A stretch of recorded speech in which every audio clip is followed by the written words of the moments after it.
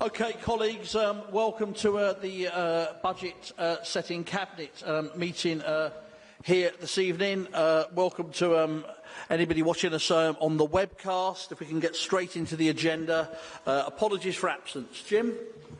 Leader, there have been no apologies for absence. Thank you very much. Sorry, Councillor Pollard. I have apologies from Councillor Thomas, Councillor Helen Pollard, Councillor Perry and Councillor Maria Gatland. Okay, thank you very much. If we could now go on to Part A, the minutes. Can we agree those? Thank you. Disclosures of interest, I'll take them as already submitted, unless anyone advises otherwise. No, okay. Urgent business, there is a short bit of urgent business. I just wanted to make, although I think we'll return to it at the council meeting, Councillor Watson, in terms of the news we've heard and the impact of the government's plans to hike business rates. And as we set a budget here tonight in the Town Hall, I just wanted to make it very clear indeed that with businesses in Cross Croydon facing a 19% hike in their business rates, in the conversations we've had, that's going to affect many, many small business holders. It has a potential impact in London's growth borough in terms of growth, jobs, future investment, and this council will be placing itself alongside businesses, small and large, across this borough to campaign and really ask the Minister to rethink, because at a time when we're seeing Croydon growing and being transformed, then this is a huge hit on the business community in our borough. Councillor Watson. Thank you, Leader. Yes, so this is a huge issue. The revaluation across the country, although the overall take is remaining very similar, there are winners and losers in that, and London has certainly came out as the big loser in that. Many other places outside of London are seeing a reduction in their business rates, but London is seeing an increase. And across London, that varies from about 8% in Barking and Dagenham to up to 46% in Hackney. Croydon is being hit particularly hard, I think. We're having a 19% increase across the board, and there's over 1,500 businesses that will see an increase of 60% or more in the rateable value of their properties. I think the way that this is government gone around this is wrong. I think it particularly is impacting small businesses. The whole revaluation has thrown up some real anomalies. I mean, places like Amazon and Sports Direct are seeing huge reductions in their business rates, while small businesses, independent coffee shops, etc., are seeing an increase. Even within the sectors right across, the NHS hospitals, for instance, will see a 20% increase, while private hospitals will only see a 9% increase. So there is a whole range of issues on that, but I'm particularly concerned about the impact on small businesses in Croydon. Particularly we have Brexit, which is uncertainty, inflation is going up, the drop in the value of the pound is impacting many of our businesses, and I think this will be a real impact on the growth that we want in Croydon. I am talking to business leaders, and we are putting a letter together to Greg Clark, which will go tomorrow, calling him on a rethink on that and how we go forward, and that will include a number of the top businesses, including the BIDS, Tech City, the Federation of Small Businesses, the Chamber of Commerce, etc. Because I think everybody here recognises that the way this revaluation has gone around is really impacting small businesses in Croydon and right across London, but in particularly in Croydon, we're very concerned about that impact.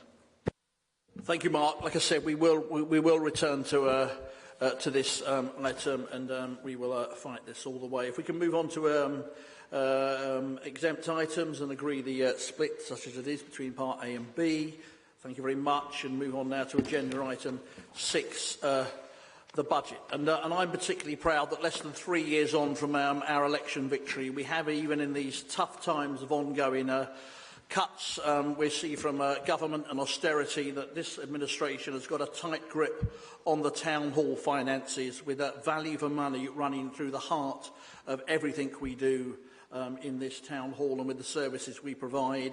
And that's why we've been able to hold the increase in local taxation to 47 pence for local services here in Croydon. But we are, as a Cabinet, to be quite clear, also recommending that we do increase with a further 70 pence the additional adult social care government precept, because whilst government ministers might be prepared to walk past on the other side of the road and see the elderly and the frail struggling at a time of their life when frankly they shouldn't be, this administration's not going to take that approach. We, along with councils of all political persuasions across the country, have made it very clear indeed, and very much associate ourselves with the words of Gary Porter, the Conservative chair of the LGA, that this is a national adult social care crisis and should receive national attention and a national solution from government. They failed to do that, so the adult social care government precept is something we have at the moment, and that's what we'll be making clear to the people of Croydon in the weeks ahead.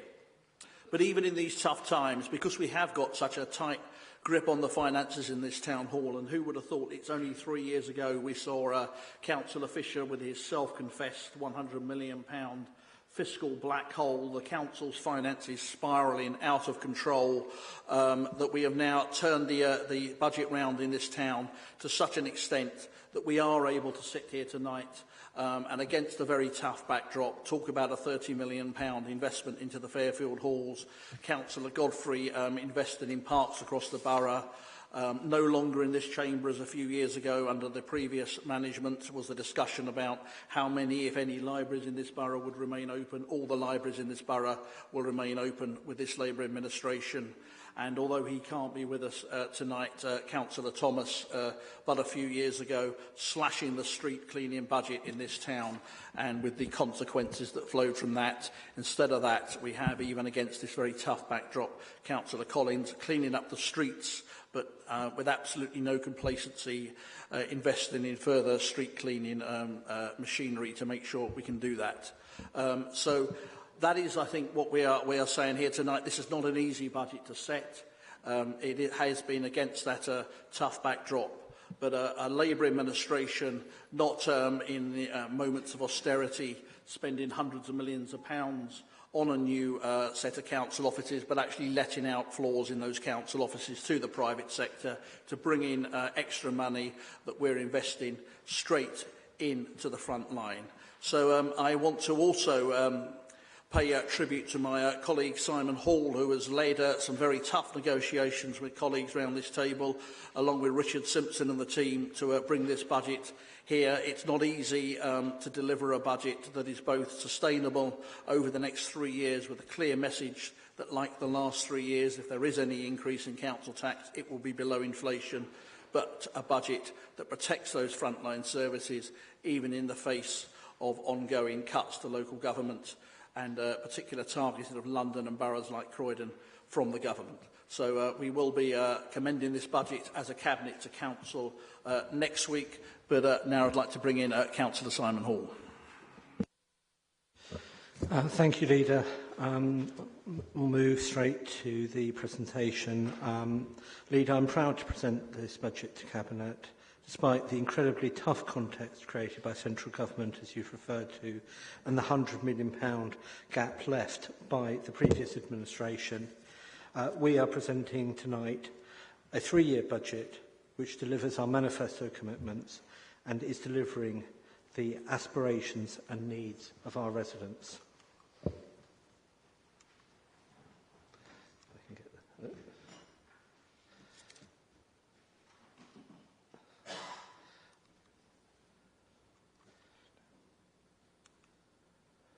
Sorry, just technology. Right. So, the context. You've seen a graph like this in previous years, but I think it really is worth noting the onslaught on local government generally, and Croydon specifically, by Conservative and Conservative-led governments. No other part of government, to my knowledge, has faced this scale of reduction in government funding. 75% cut in core funding from central government is the cash cut. And if you took account of inflation, population growth, demographic changes and the impact of welfare reforms, that would be even greater. In addition, over the period, the Council has faced cuts in other areas, such as public health funding.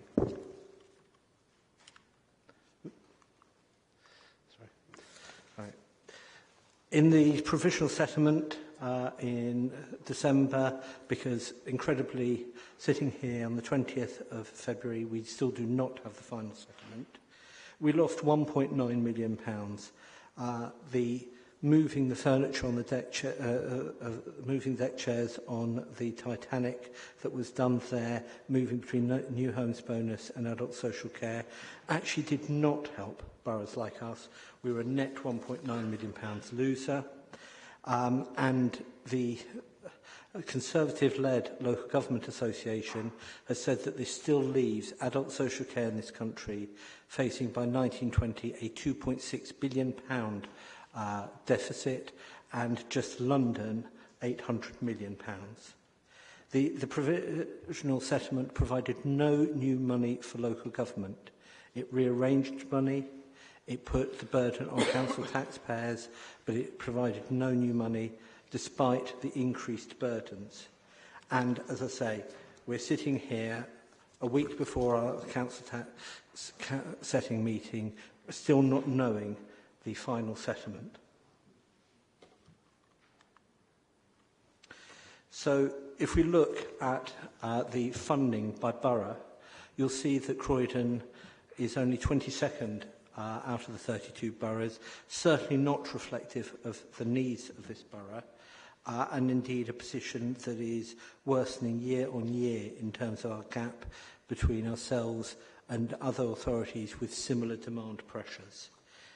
And in fact, if we got just the lowest of the inner London boroughs funding per head, which was Wandsworth, we would have an extra £30 million a year to spend on services for the people of Croydon by 2019-20.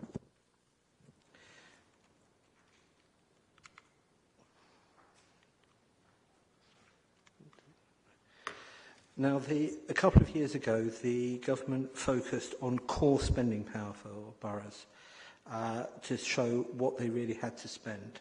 So here we have laid out what that spending power is. And even making the assumptions that central government does, which is that every local authority increases local council tax by 1.99% per year and applies over the next 3 years 6% adult social care precept, we can see that in real terms, this council will have 15% less to spend per head in 1920 than it does in the current year. And in fact, this is in the context of a period where, with an ageing population and changing demographics, the needs of that population are rising.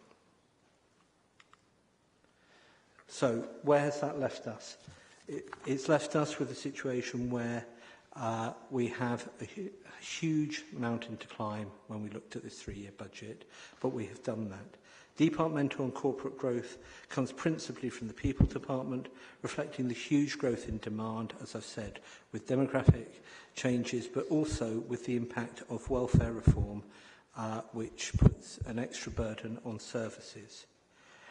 Faced with that, we have an ambitious programme, as I'll come on to, in terms of our savings, but also assume that in 1819 and 1920, that our demand management initiatives and initiatives on prevention, such as the Family Link Team, will allow limited growth in demand in those years.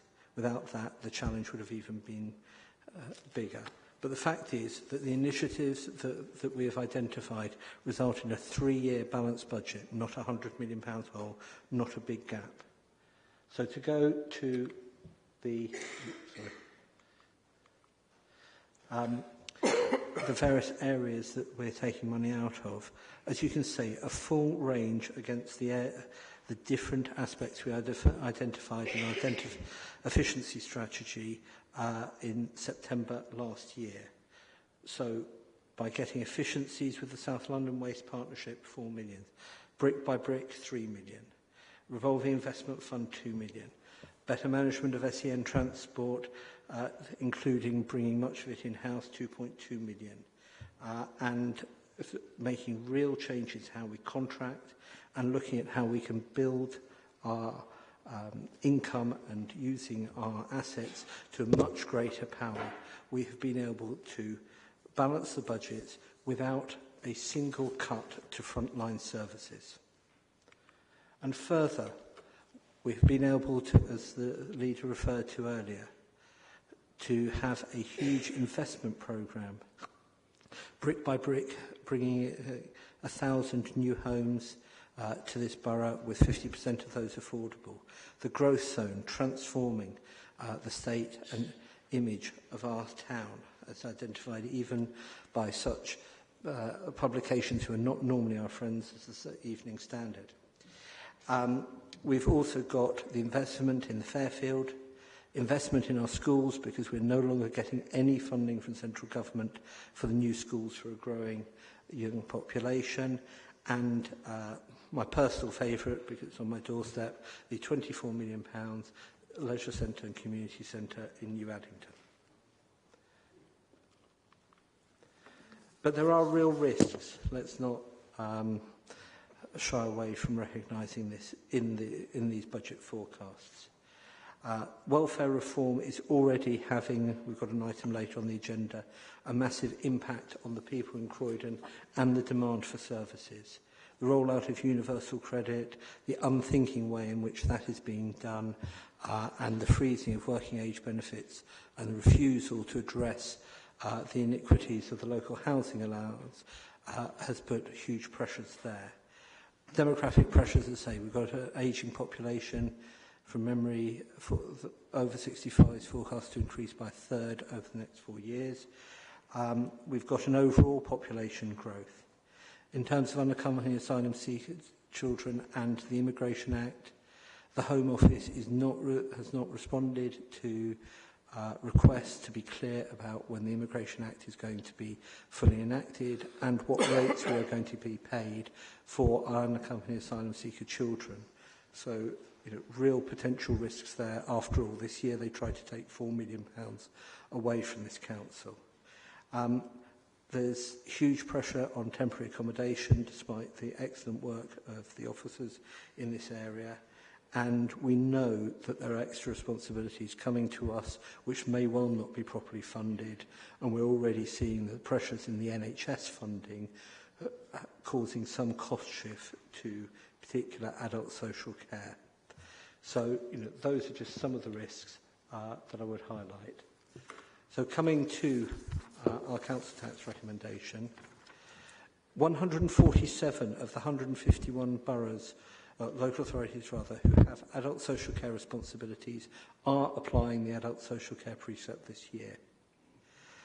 At least 2/3 of London councils have an overall increase of 3.99% or above, and over a quarter at 4.99%, like we are recommending. Our council tax increases for local services under this administration are below inflation and will be over the 3-year period. By presenting now a 3-year budget, we are providing clarity and certainty to the residents of Croydon and to the council and its partners. We are delivering our manifesto and the borough's ambitions without any cuts to frontline services. And it's worth saying that 40% of local authorities are saying that this year they're going to have to make cuts to frontline services which the public will notice. And we're doing all of this despite the chaos we inherited and in the face of the government onslaught and continued unfair funding. This reflects the excellent financial management and focused joined-up administration which is delivering so much to Croydon. Thank you.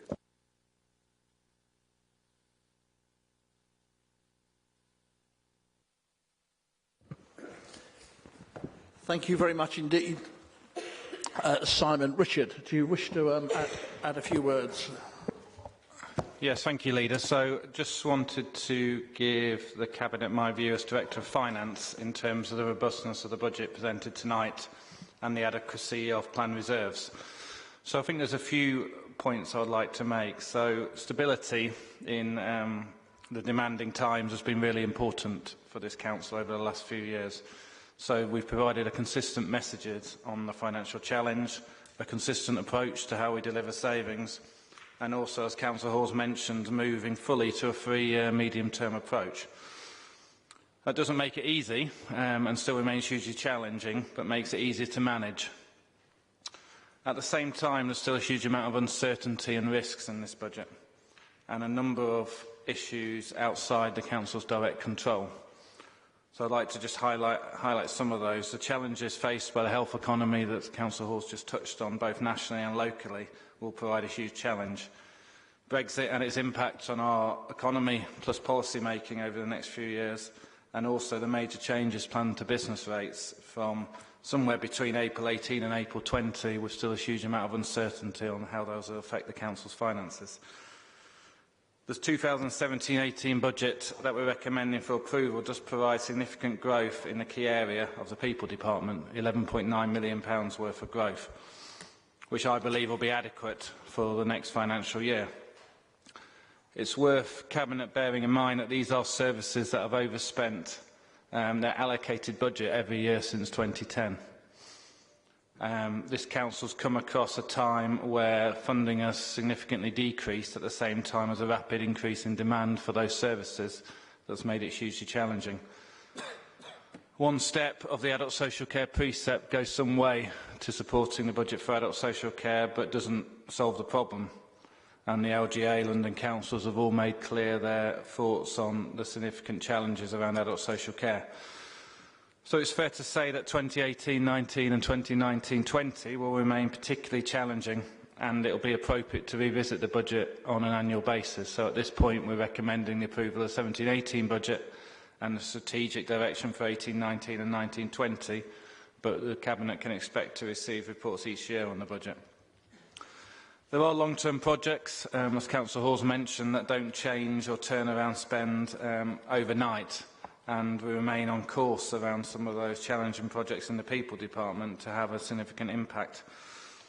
I think it's also worth bearing in mind that the Council's financial strategy has taken on and plans to take on significantly more debt over the next 3 years for both housing and infrastructure in the terms of the Brick by Brick programme and the Growth Zone programme.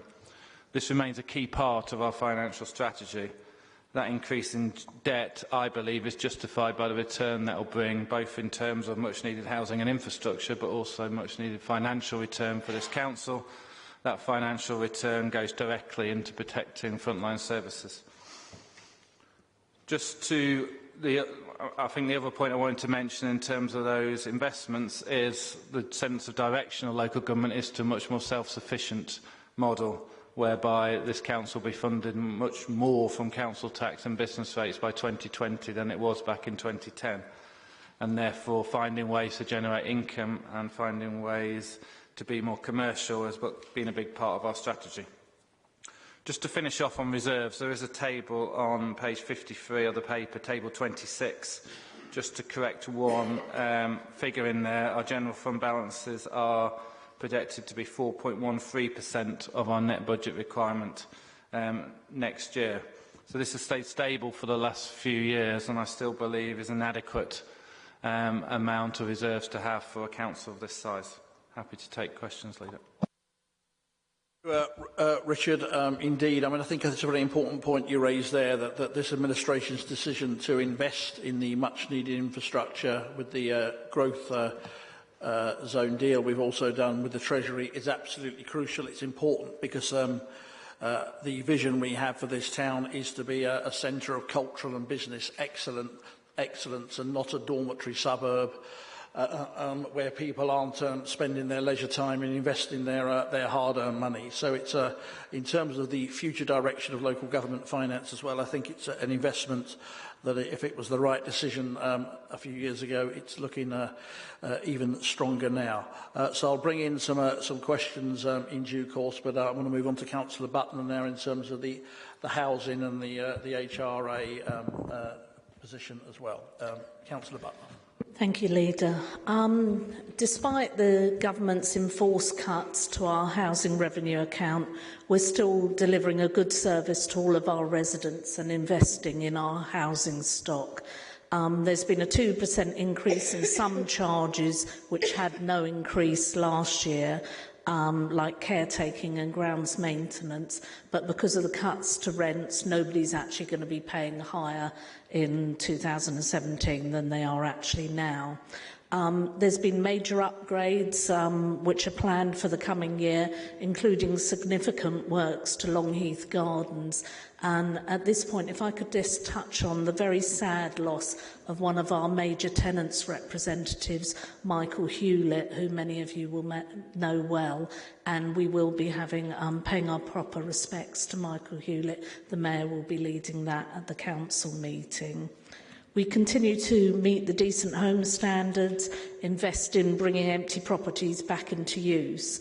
Concerns still remain, as Richard has touched on, regarding some of the stuff that hasn't come through yet under the Housing and Planning Bill, particularly the sell-off of high-value council homes in order to give the money back to government and the effect that will have on our ability to supply larger family homes.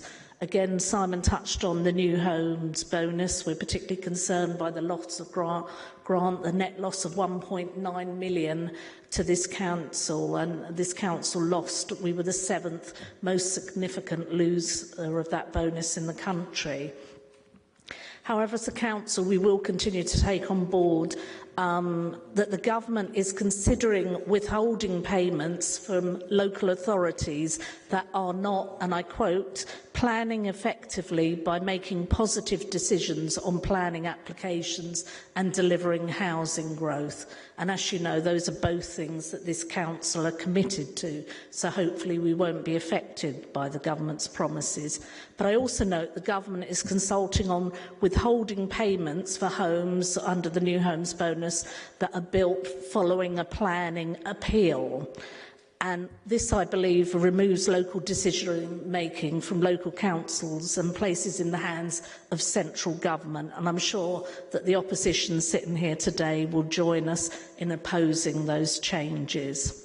The council continues to look at ways to address the need for temporary accommodation. You'll be aware that we've leased 3 blocks, we've had the real letting scheme, and we've got new schemes coming forward to Cabinet for approval in the next few months, and discussions around modular housing for temporary accommodation are ongoing.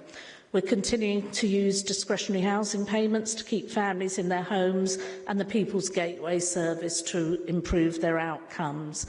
Again, another point that's severely affecting us that's been touched on, and that's universal credit, which is having a severe impact on rent collection, both for our own tenants and those in emergency accommodation. And I know that under Mark Fowler, Croydon has led the way to campaign to government that emergency accommodation just should not be under universal credit, and we need to find ways of protecting those most vulnerable people. Thank you, Leader. Thank you very much, Alison. Councillor Stewart Collins.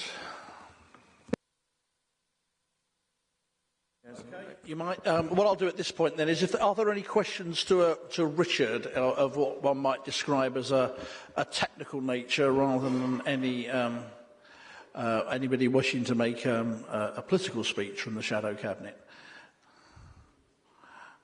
No. Okay. Well, I'll look round the table and. Councillor Godfrey. Thank you very much, Leader. I think it's really quite reassuring for the borough to have such a stable financial position, given the horrendous position that the government has put this council in. Because remember, they did, of course, just promise that they'd make 3 years of cuts, and it's now, what, year 7, 8? I lose track of and their dishonesty in that process has been galling, when the rest of government is clearly out of control when it comes to spending. So here I'm very pleased that the budget does still commit £30 million for the actual Fairfield Halls refurbishment, and actually we're getting on with that, and that project's getting on with. It also means that New Addington will get its new leisure pool, community centre and community facilities, something which the Council, as I said before, has promised for many years, but we will actually be delivering it. A refurbished Central Library, Children's Library here in the Town Hall complex. Delivery on Ashburton Park, with work underway in the former convent, and a master plan for the wider site due to start imminently. £500,000 over 2 years to support arts and culture in Croydon, with the aim of leveraging in money from other funders, So we've already been able to support the London Mozart Players, Turf Projects, Warehouse Theatre and Croydonites Festival of New Theatre as some examples that immediately come to mind, alongside significant projects that are being discussed on a sub-region and regional basis, so which we can pursue in collaboration with various other artistic and community groups and organisations. So in difficult times, Leader, I'm very proud that this administration is delivering and changing this borough for the better and getting on and delivering. So thank you very much to everyone involved in setting the budget. Thank you very much, Timothy. And just to advise people, I know there could be hundreds disappointed across the borough, but not internally within this building, but due to the wonders of technology somewhere in London, we're not broadcasting live at this moment, but everything you said is being recorded and will be live in the morning, so to speak. So you are effectively on camera, you are live, but you are working with a short delay. Whilst whoever's unplugged the switch somewhere in the West End is chased down. Councillor Hamid Ali. Thank you, Leader. I'd like to offer my thanks to Councillor Hall, to Richard, his team and to all officers across the Council who have been involved in developing the budget for 2017-18. It feels like this work is increasingly year on year a Herculean task for members and for Council staff in this worsening climate for local government finance. Do you think it's instructive that last week the head of the National Audit Office described the government's approach to local government funding as an out-of-sight, out-of-mind culture, where it's relatively easy to allocate savings to those operating outside a department's boundary without understanding their effect? I think it's also regrettable, it's been commented on already, that the government's first 4-year settlement designed to give local government that certainty for the first time has been so quickly undermined by their own decisions in December to essentially rob Peter to pay Paul. Councillors Butler and Hall have already commented on this. And in the result of it, not even dented the challenge that we face nationally on adult social care, and with no concern from the government, seemingly, on the important investment in children's social care, which, in my view, is in as much dire need of investment. Then whichever way you cut these numbers, this government is not giving this borough what the people of Croydon need. They're ignoring the growth in that demand, whereas in stark contrast, we are continuing to maintain every frontline service and pursue this administration's values. And from the perspective of my portfolio, that includes our voluntary sector funding. We're investing more than £6 million over 3 years in our relationship with the voluntary sector. We've managed to find extra money to reduce the savings that we've inevitably had to make against this financial backdrop. We're also continuing our zero-tolerance approach against domestic and sexual violence. Council officers have been consistently successful in securing additional funding in addition to what we have been putting to this. So we have another 3 independent domestic violence advisors in 3 of our children's centres, and it's just been announced that we've received over £250,000 to go towards our existing refuge provision. We'll be discussing it later on the agenda, and Councillors Butler and Hall have also mentioned this, but the cumulative impact of the government's welfare reform agenda is having pernicious effects, and the nationally recognised Gateway Service has supported thousands of residents to keep them in their homes, to prevent homelessness, and to support people into employment and maximising those incomes. So my thanks again to the Cabinet Member, the Executive Director for Resources, and his entire team. Thank you very much indeed, Hamida. Councillor Mark Watson. Thank you, Chair. Yes, I'd like just to add my voice to thanks to Councillor Hall and Richard Simpson for keeping our finances under brilliant, tight rein. That means we can all concentrate on getting on and delivering the work that we want to do. And in my area, we've been able to invest £1.1 million in Surrey Street to support small businesses and traders there. We've been able to work with the bids in both Purley and New Addington and the central bid, and working with businesses in Coulsdon and South Norwood, listening to them. And I'd like to commend my colleague Councillor King for listening to those small businesses and supporting them, and by bringing in the 1-hour free parking, which was very key to supporting those businesses. We've set up the Small Business Commission to listen to small businesses across the borough, how we as a council can support them. And we've set up the Croydon Works to make sure that local people benefit from the jobs being created in Croydon.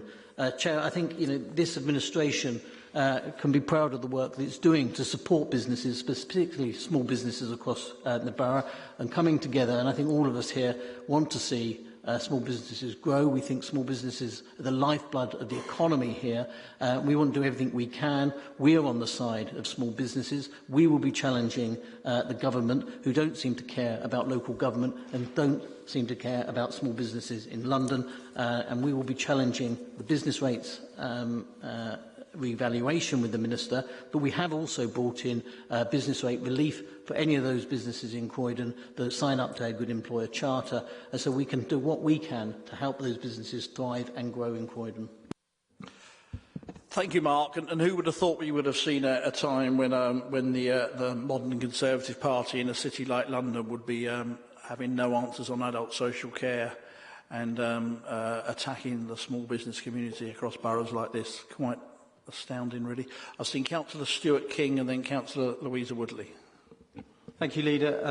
I had the opportunity to be in New Addington this morning, and it was a great opportunity to highlight a very practical way that the Council is seeking to help support local businesses to succeed and thrive in our borough.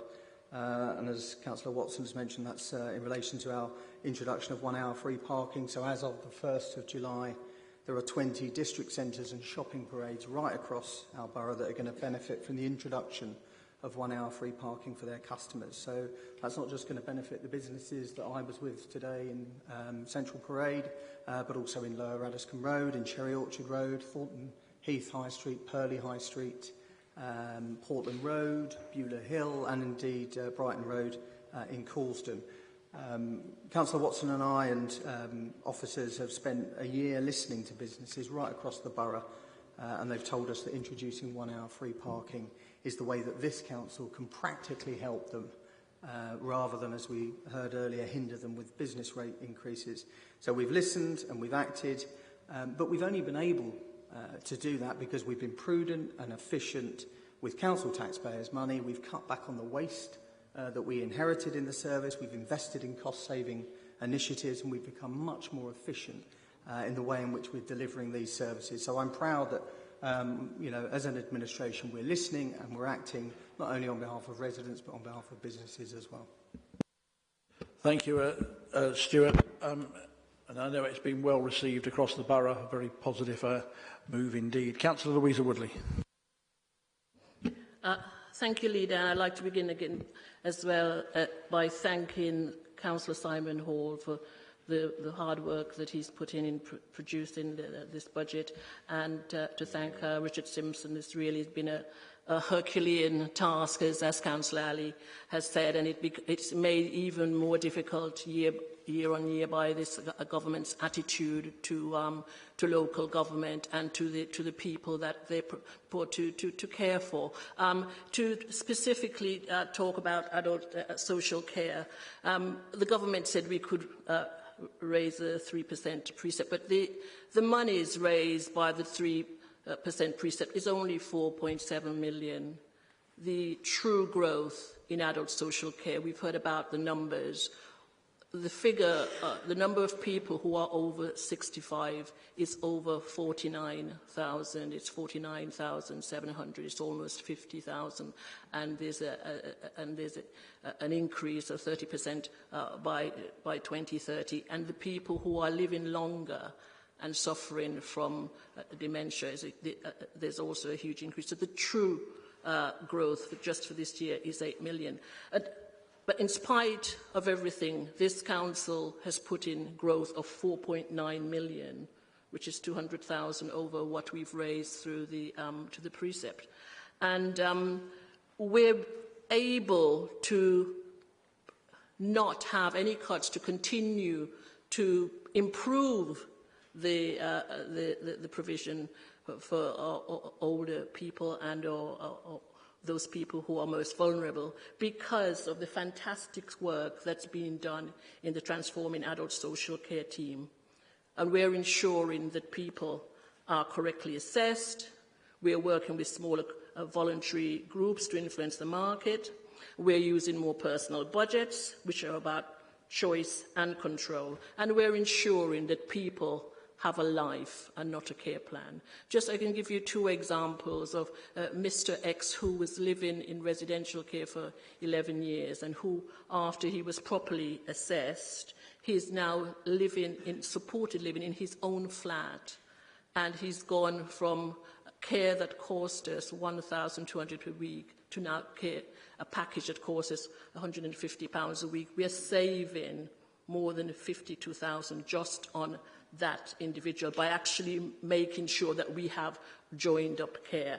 And another LD service user who I refer to as NS, not only has she lost weight and is happy with her life, but we're saving £29,000 per year. And I could go on and refer to many more of those people who we're working, joined up with the Think Family group and also the Transforming Adult Social Care group. We've improved our assessment time, and the Gateway team is doing great work, not only with our adult social care team, but Councillor Butler referred to the fact that the team had been to give evidence to the Select Committee. But I just want to quote the exact figures of how much the team has saved the Council. Between April to December, they've prevented 1,052 people from becoming homeless, which was a saving of 1.8 million. And so I do think that really when they give evidence to the Select Committee, I think people are beginning to listen.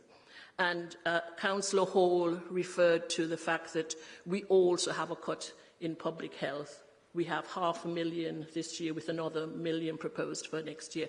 But in spite of that, from April to December, we had a total of more than 1,100 residents who successfully achieved a 4-week quit period for smoking, because we've put in a campaign to reduce the number of people who smoke. And of those, 400 people went on to give up smoking for at least 12 weeks. And hopefully with our No Smoking Day coming up on Wednesday, the 6th of March, we anticipate an increase in the demand for our Stop Smoking service. And we have a Just Be website, which Duncan Selby, the CEO of Public Health England, has said that every local authority should have a website like this. So again, we're producing a website that tackles health inequalities and help people to take control of their own issues, as well as saving money. And our food flagship programme, yes, which was in combination with the Mayor and the GLA, our programmes been used as a case study of best practice and is available on the Department of Health Obesity website. So it just goes to show that in spite of everything that's happening, we as a council, in spite of the fact that even with the precept increase, there's still a shortfall of 3.3 million, that we are doing our best in our joined up. And I haven't referred yet to the outcome-based commissioning, that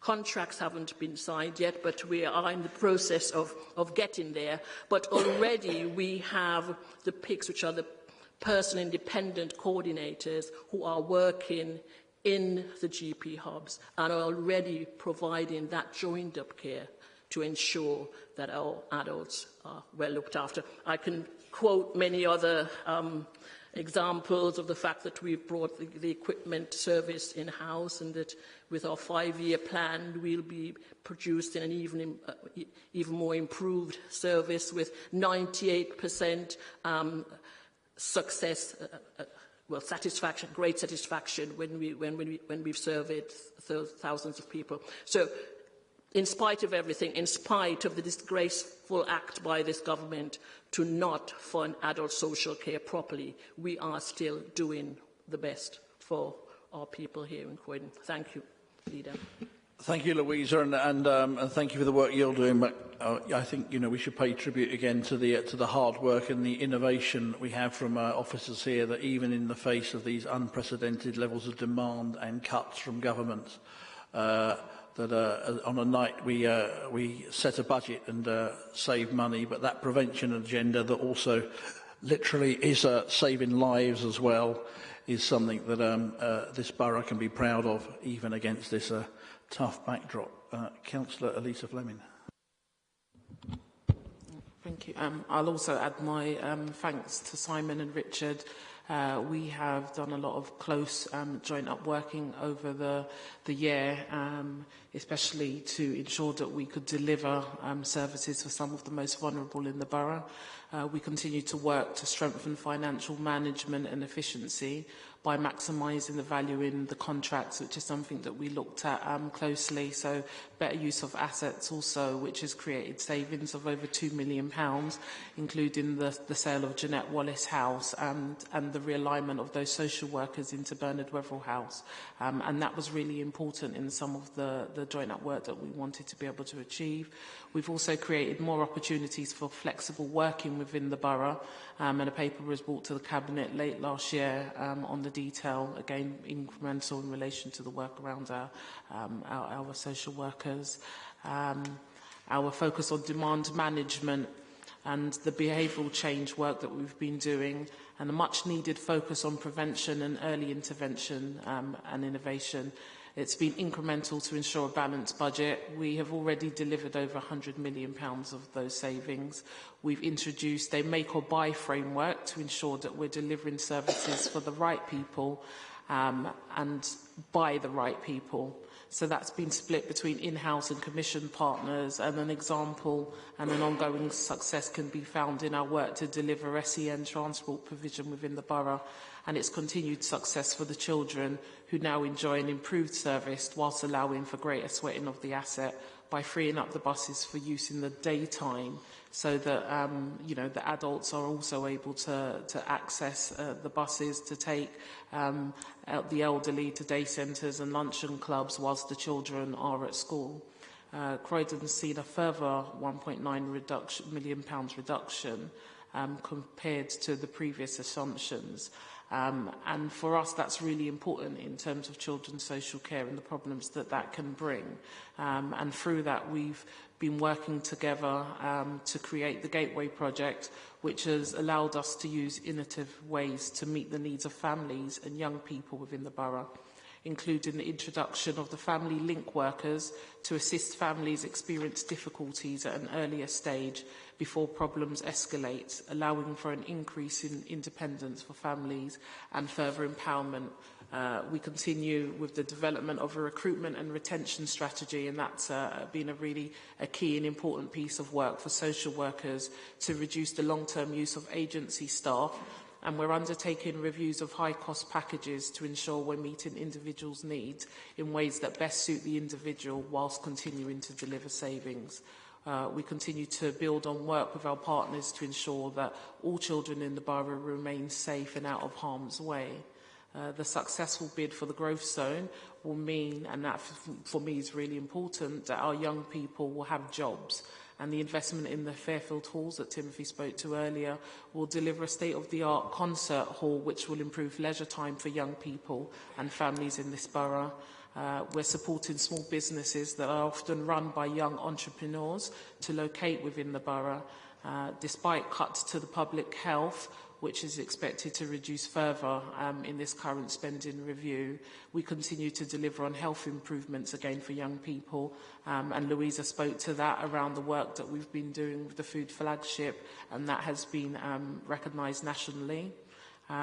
We said that we would ensure that we were ambitious for young people, and we have launched the Best Start provision, which looks at ensuring that the Best Start is provided for our 0 to 5s within the borough.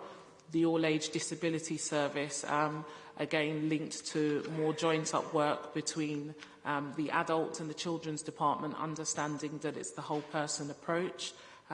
We have supported unaccompanied asylum-seeking children, and it was singled out as a highly effective practice for the speed with which we find foster placements for those young people when they first come to the borough.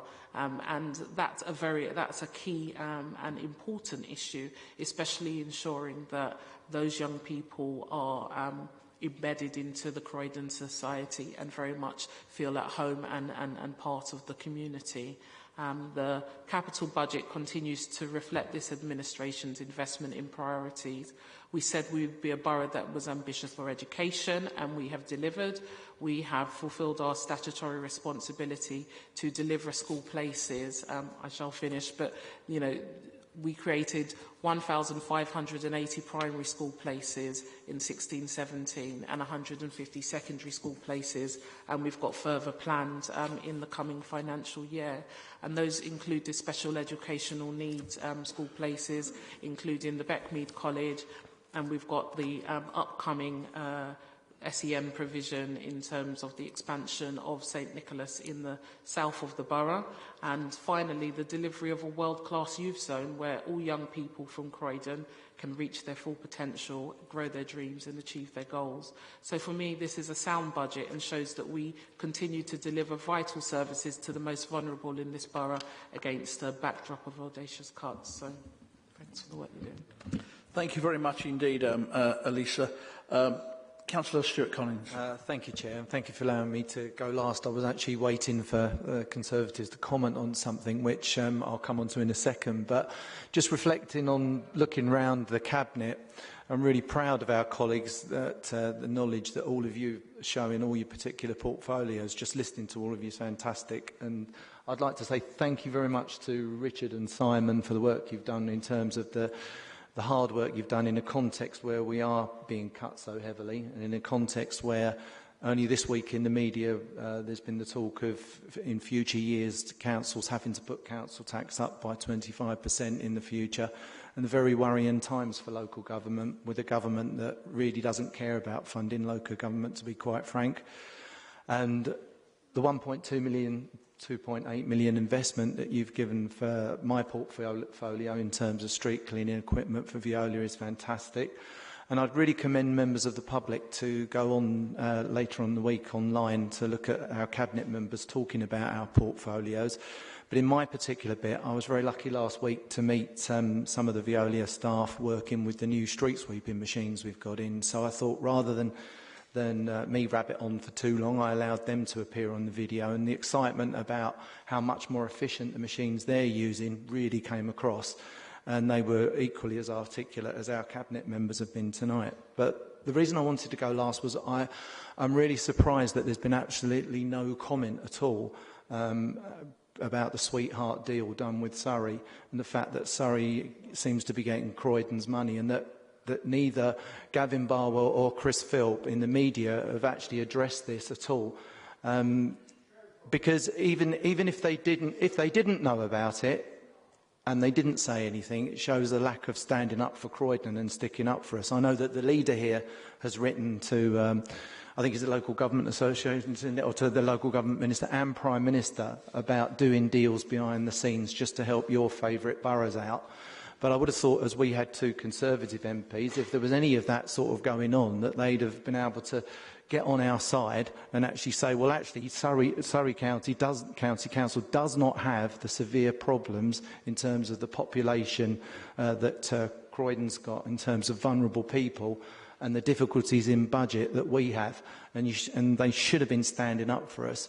And I hope that next week at the full council meeting, that when we raise this scandal again, that Croydon local Conservatives have got something to say about it, because I would hope that you would be on our side in actually saying to Theresa May and others, that is not the correct way to go about it, doing deals behind closed doors, when local government funding is a serious issue.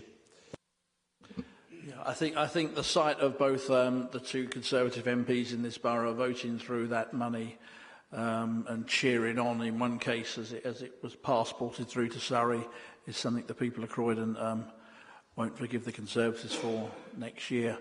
Can I thank colleagues? This is a very tough backdrop to deliver a budget against, but it's very clear, as Councillor Collins has said, that even in these tough times that this Cabinet is delivering for the people of Croydon. Councillor Pollard, do you have anything to add at this stage?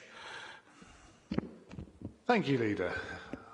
I'm not sure how many people listening to the webcast are going to make it through the 50 minutes of self-congratulatory piffle we've just heard, but you never know, maybe some of them will.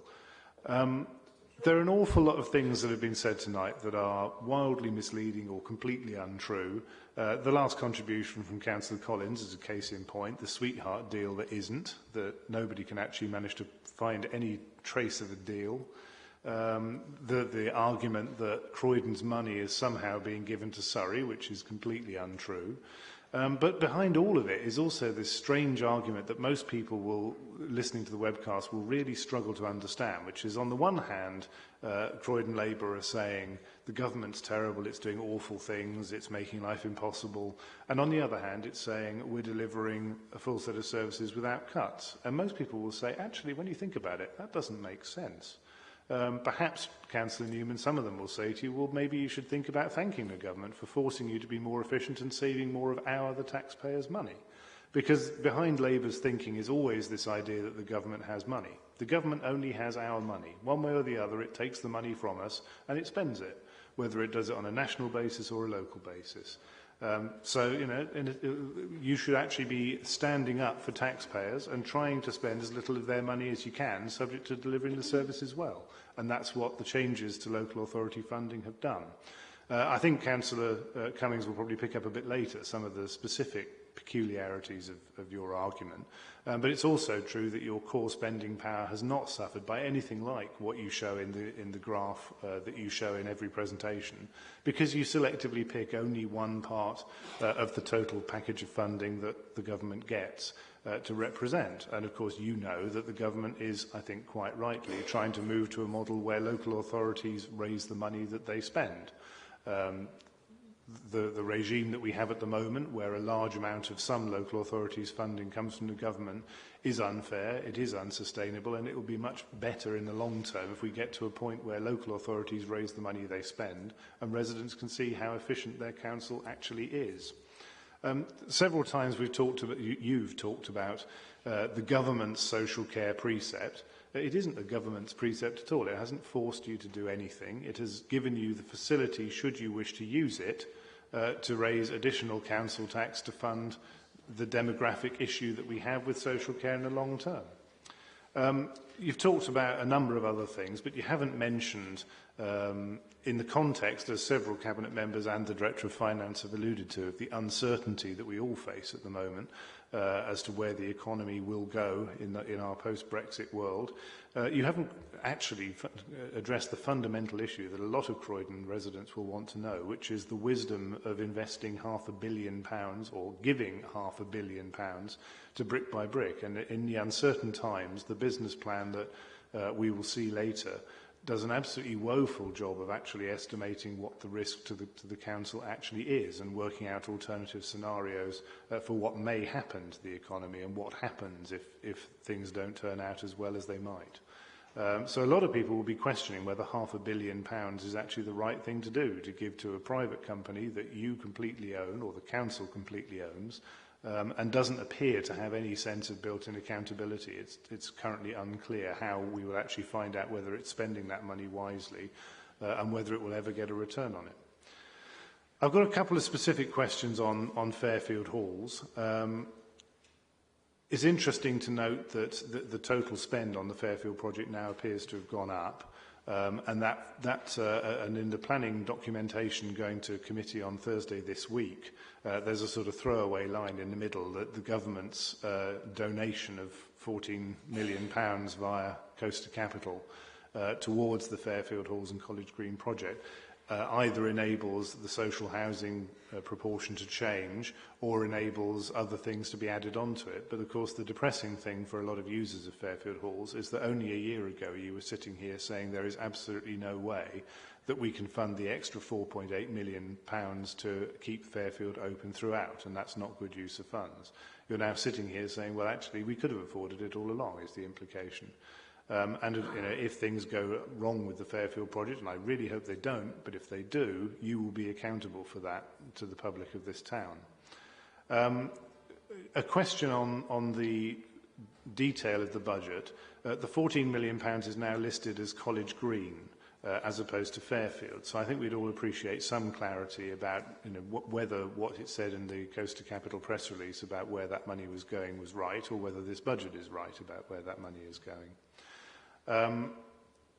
Finally, I would just like to talk about new homes bonus. And I was interested in Councillor Butler's comments earlier about the changes to the government's processes around appeal decisions and the leap that you made then to this takes away local democracy. It completely ignored the point that actually in order to have had something approved on appeal, you have to first have taken it to committee and turn it down. And generally speaking, if you've taken it to committee and had it turned down and then had it overturned on appeal, there is a degree of assumption there that the council has made some errors in terms of how it has defended its case, because it has lost its case. So you haven't lost local accountability there. I would, however, agree with some of the comments that have been made earlier that we all need to look very hard at the detail of the changes to new homes bonus and in particular the changes proposed to business rates, because there is a degree of interlinking with those things and a degree to which all of those things will affect the council's income in the future. So I'm pleased that we will be coming back in a future cabinet meeting to consider that in more detail, and we'll have a lot more to say on that subject when we get to that point. Finally, I'd just like to say, on behalf of this side, we were very saddened to read about Michael Hewlett earlier today, and a lot of people who've been involved with housing on our side have had a lot to do with Mr Hewlett over the years, and he will be greatly missed, and we would send our condolences along with the rest of the councils. I think that was all I wanted to say. Thank you, Councillor Pollard. Your complacency is both shocking and stunning, but I'll just try briefly and then set it out in greater detail again for you perhaps next week. But as you heard me say, this administration is leasing floors out in Bernard Wetherell House to bring an income in. Many members of staff have lost jobs as a result of the cuts. But also in terms of innovation, we're now able to pay the London living wage and make sure the most vulnerable children in this borough are safely taken to school in the mornings and collected in the evenings, rather than being ferried around the borough in a fleet of unsuitable and unsafe taxis as they were under your administration.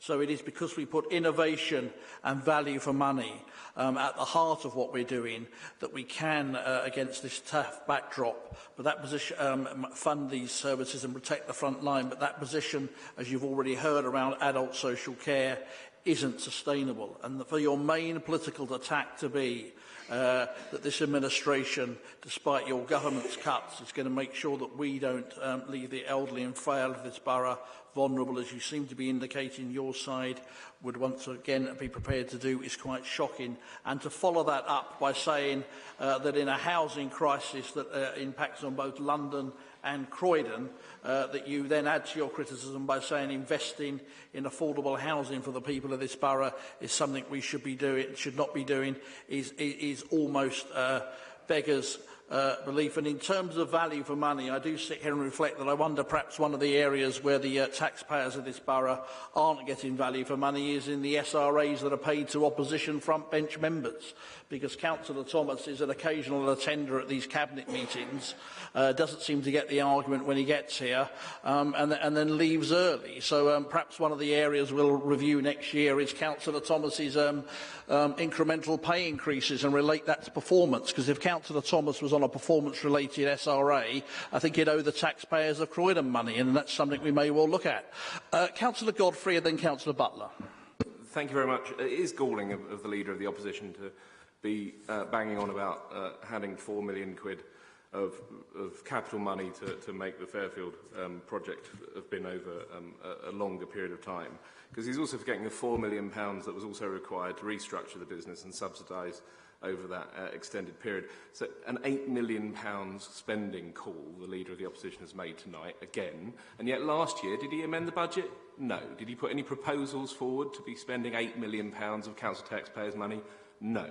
So it's this Labour administration taking careful, right decisions that actually ensures that projects like the Fairfield Halls and the wider project of College Green, which is a huge project that will take this, change this town for the better, and I'm sure Alison will come on to it.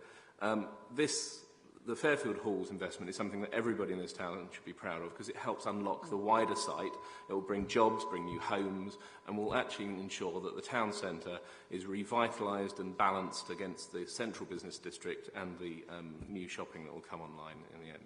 So it is time the Leader of the Opposition actually understood where the finances of this town are and stopped trying to make cheap political points by pretending that he's in favour of spending another £8 million on something and then failing in this chamber to ever put even a proposal to amend the budget forward.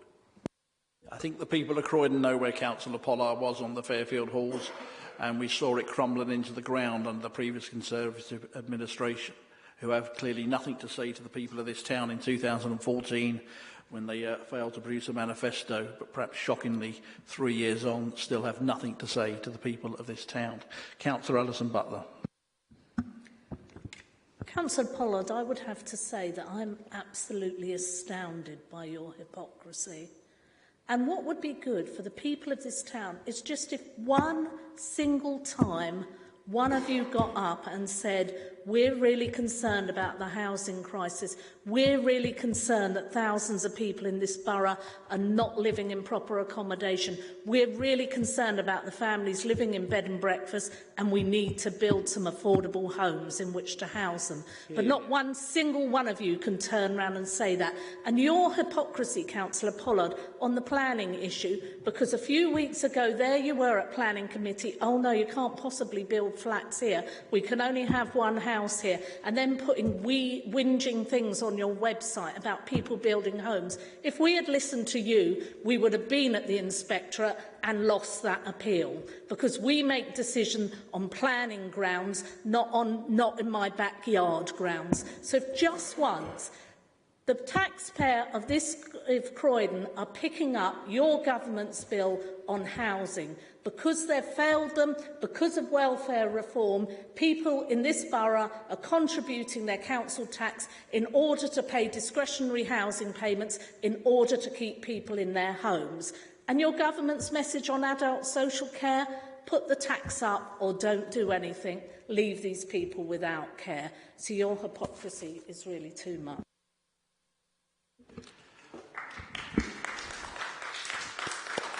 I've seen Councillor Jamie Aldsley, and then I've seen Councillor Sherwin Chowdhury. I'm also aware that we might, Richard, there may have been a question in there somewhere from Councillor Pollard. I'll leave others to work that out. Councillor Aldsley. Thank you, Leader, and may I add my commendation to Councillor Hall and the Cabinet. It's a question for Councillor Hall. You have, in effect, with all the detail we've heard, seen the Cabinet deliver more for less in terms of public services. But if we don't see a change of direction from central government, then less will, in time, really mean less. So it would be great if you could take on Councillor Pollard's question and points to answer what would you say to the concerned resident that does fear frontline services being cut, and what would you ask our central government to do?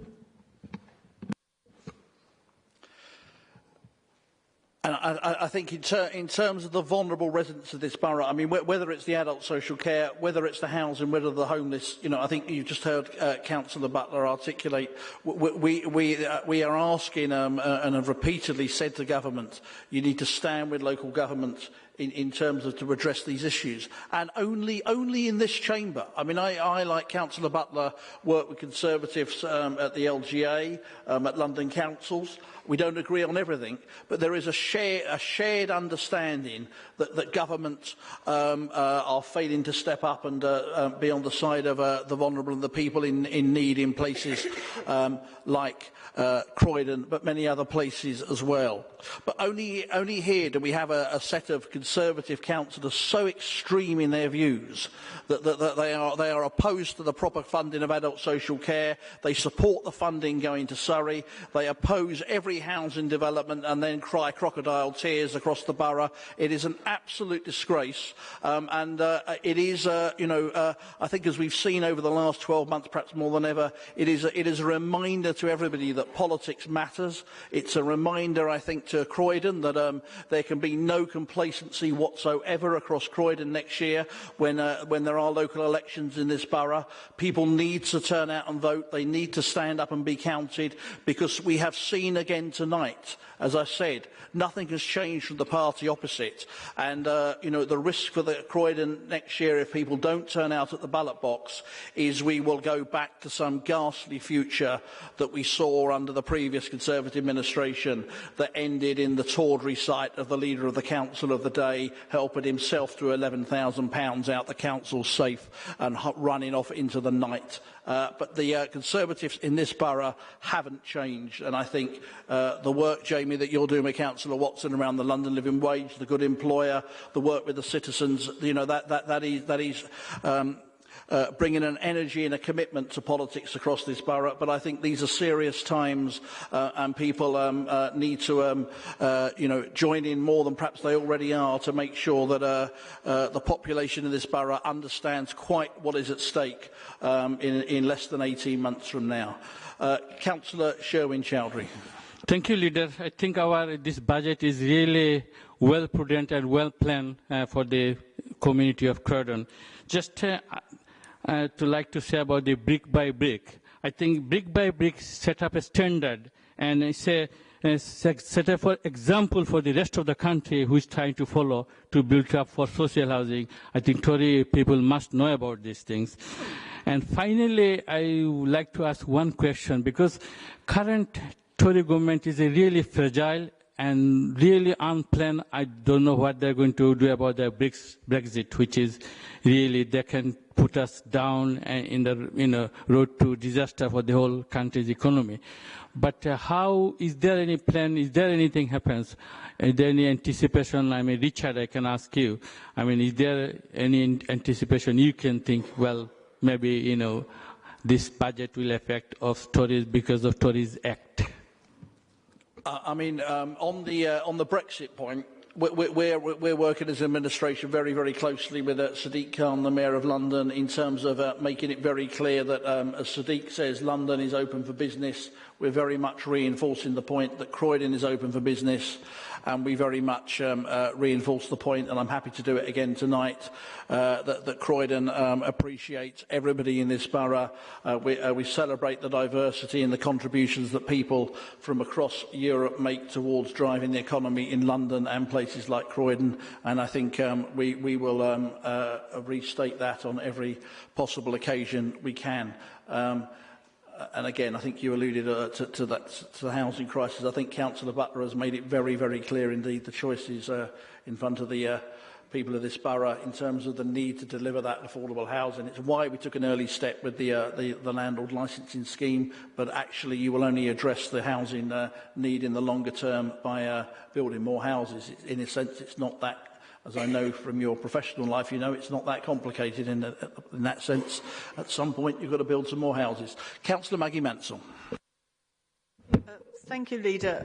I think the opposition seem to miss the point that we work on the principle that the income that we gather from various means is there to be spent for the benefit of the people of Croydon, that we value the services, the public services that are available for people as they're needed, and that part of the way in which we've made savings is through partnership with government, with the Mayor, with Coaster Capital, with the voluntary sector, with various agencies within and without of Croydon, and actually being able to work jointly and developing those systems has been a major operation for which the staff and Councillor Woodley are very much to be congratulated. I think this is a brilliant budget. A tremendous amount of hard work has gone into it by Simon Hall and others. I'm pleased to see that our key partner, the Croydon University Hospital, today have announced that they are now out of special measures. And that is really important, not just for the hospital that most of our sick patients depend on, but also for the joint working which we have, we are developing I think it's really good news that the two major public services within Croydon, the Croydon University Hospital and the council, are clearly well financially managed, and we should be congratulating them and glad of that accolade from the inspectors that have been in looking at the finances. I think the other thing is that we have particular problems in Croydon, one of which is the mobility of families, particularly who've been moved out of inner London because they can't afford the rents, and the damage that has done to the children who are moved schools, sometimes 2 or 3 times, and that, you know, particularly in primary schools and in examination years, that's very, very disruptive for children's education. And those families often, they are moved because they already have difficulty meeting their income. Now, you know, we've got a lot of families who are just about managing or even not quite managing. And we are seeing those people, particularly in the north, and the benefit changes that have been brought about by government have contributed to the demand on our services.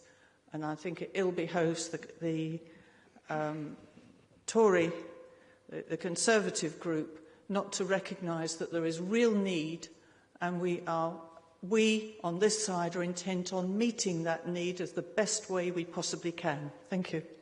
Thank you very much, Maggie. I've seen that. Councillor Sarah Bashford. Thank you. Earlier on, Councillor Hall announced that there was a £2.2 million saving on the SEN transport services by bringing it in-house. I'd like just a little bit of information on this. How will this be achieved? Is it done by just bringing the admin team in, or will the council be buying vehicles or still contracting out the service?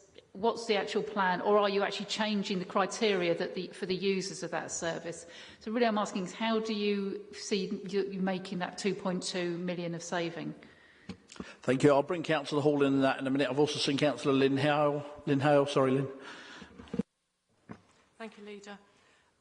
We've heard the passion around the importance of housing tonight, and you know that I share completely the importance of people having a roof over their heads, and how essential that is, particularly for young families. And we've heard your words of commitment to build houses. And we also know that you were elected on a manifesto which said you would provide new council homes. And you've now been in office for nearly 3 years. So can you tell me, first of all, how many new council homes have been started and completed under your administration so far? And my second point is around the risk to the budget, with the council putting all of its eggs into Brick by Brick's basket, and how well protected Croydon Council taxpayers' money is in Brick by Brick's hands. The property development market is notoriously tricky, so I'm concerned about what happens if this market significantly changes.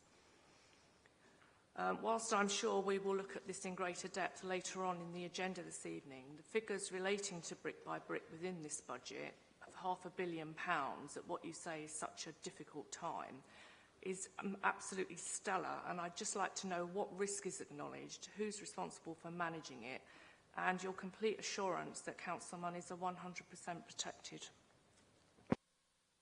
Okay, I will bring at some point, just to give him a heads up, Richard in, because I thought we saw some extraordinary comments from Councillor Pollard in terms of challenging the officials here in terms of the core spending power place.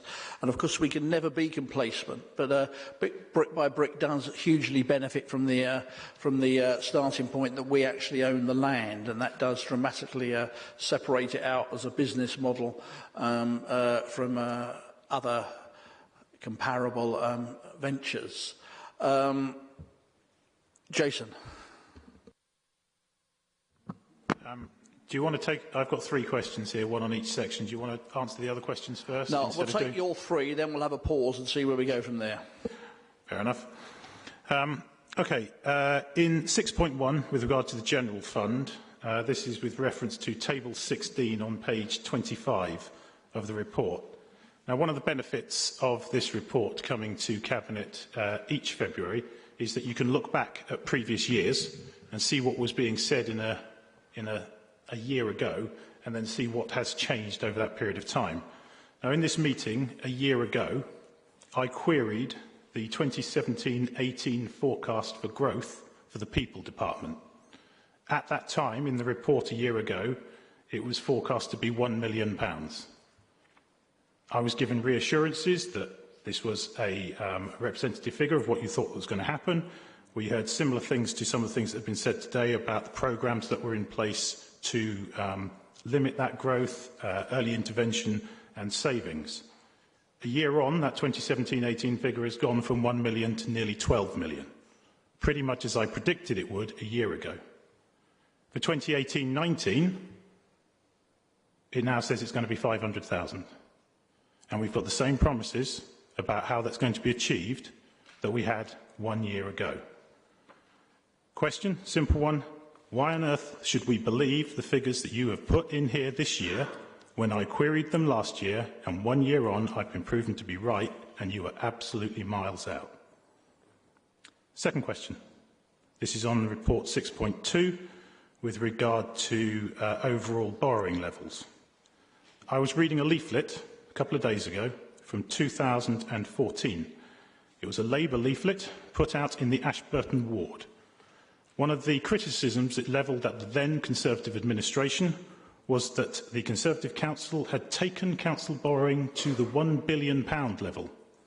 Now, leaving aside the fact that that simply wasn't true, and isn't even true now, after 2 years of Labour administration, what's changed in that intervening period of time that you now think taking council borrowing to 1.4 billion is absolutely fine when you're doing it, but when it was a Conservative administration, it was something to put on a leaflet as an attack?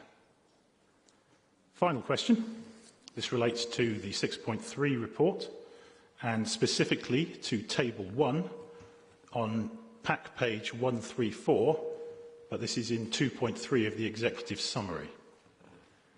On this table, and this is to do with the Q3 performance, which has somewhat gone to the side with the budget paper that it's connected to, I note that the Council is split into 3 departments: People, Place and Resources. Between Q2 and Q3, all 3 departments' forecast variances have got worse. This is despite assurances at the last publishing of the Q2 figures that the trend would be better by this time. And I asked that question quite specifically with regard to the People Department. Curiously, the projected overspend total has come down slightly, but the only reason for this, ironically, is additional grant income, which has gone up by 1.3 million. Question, do you not think it's slightly ironic that the only thing that's made your Q3 figures better than your Q2 ones is government money?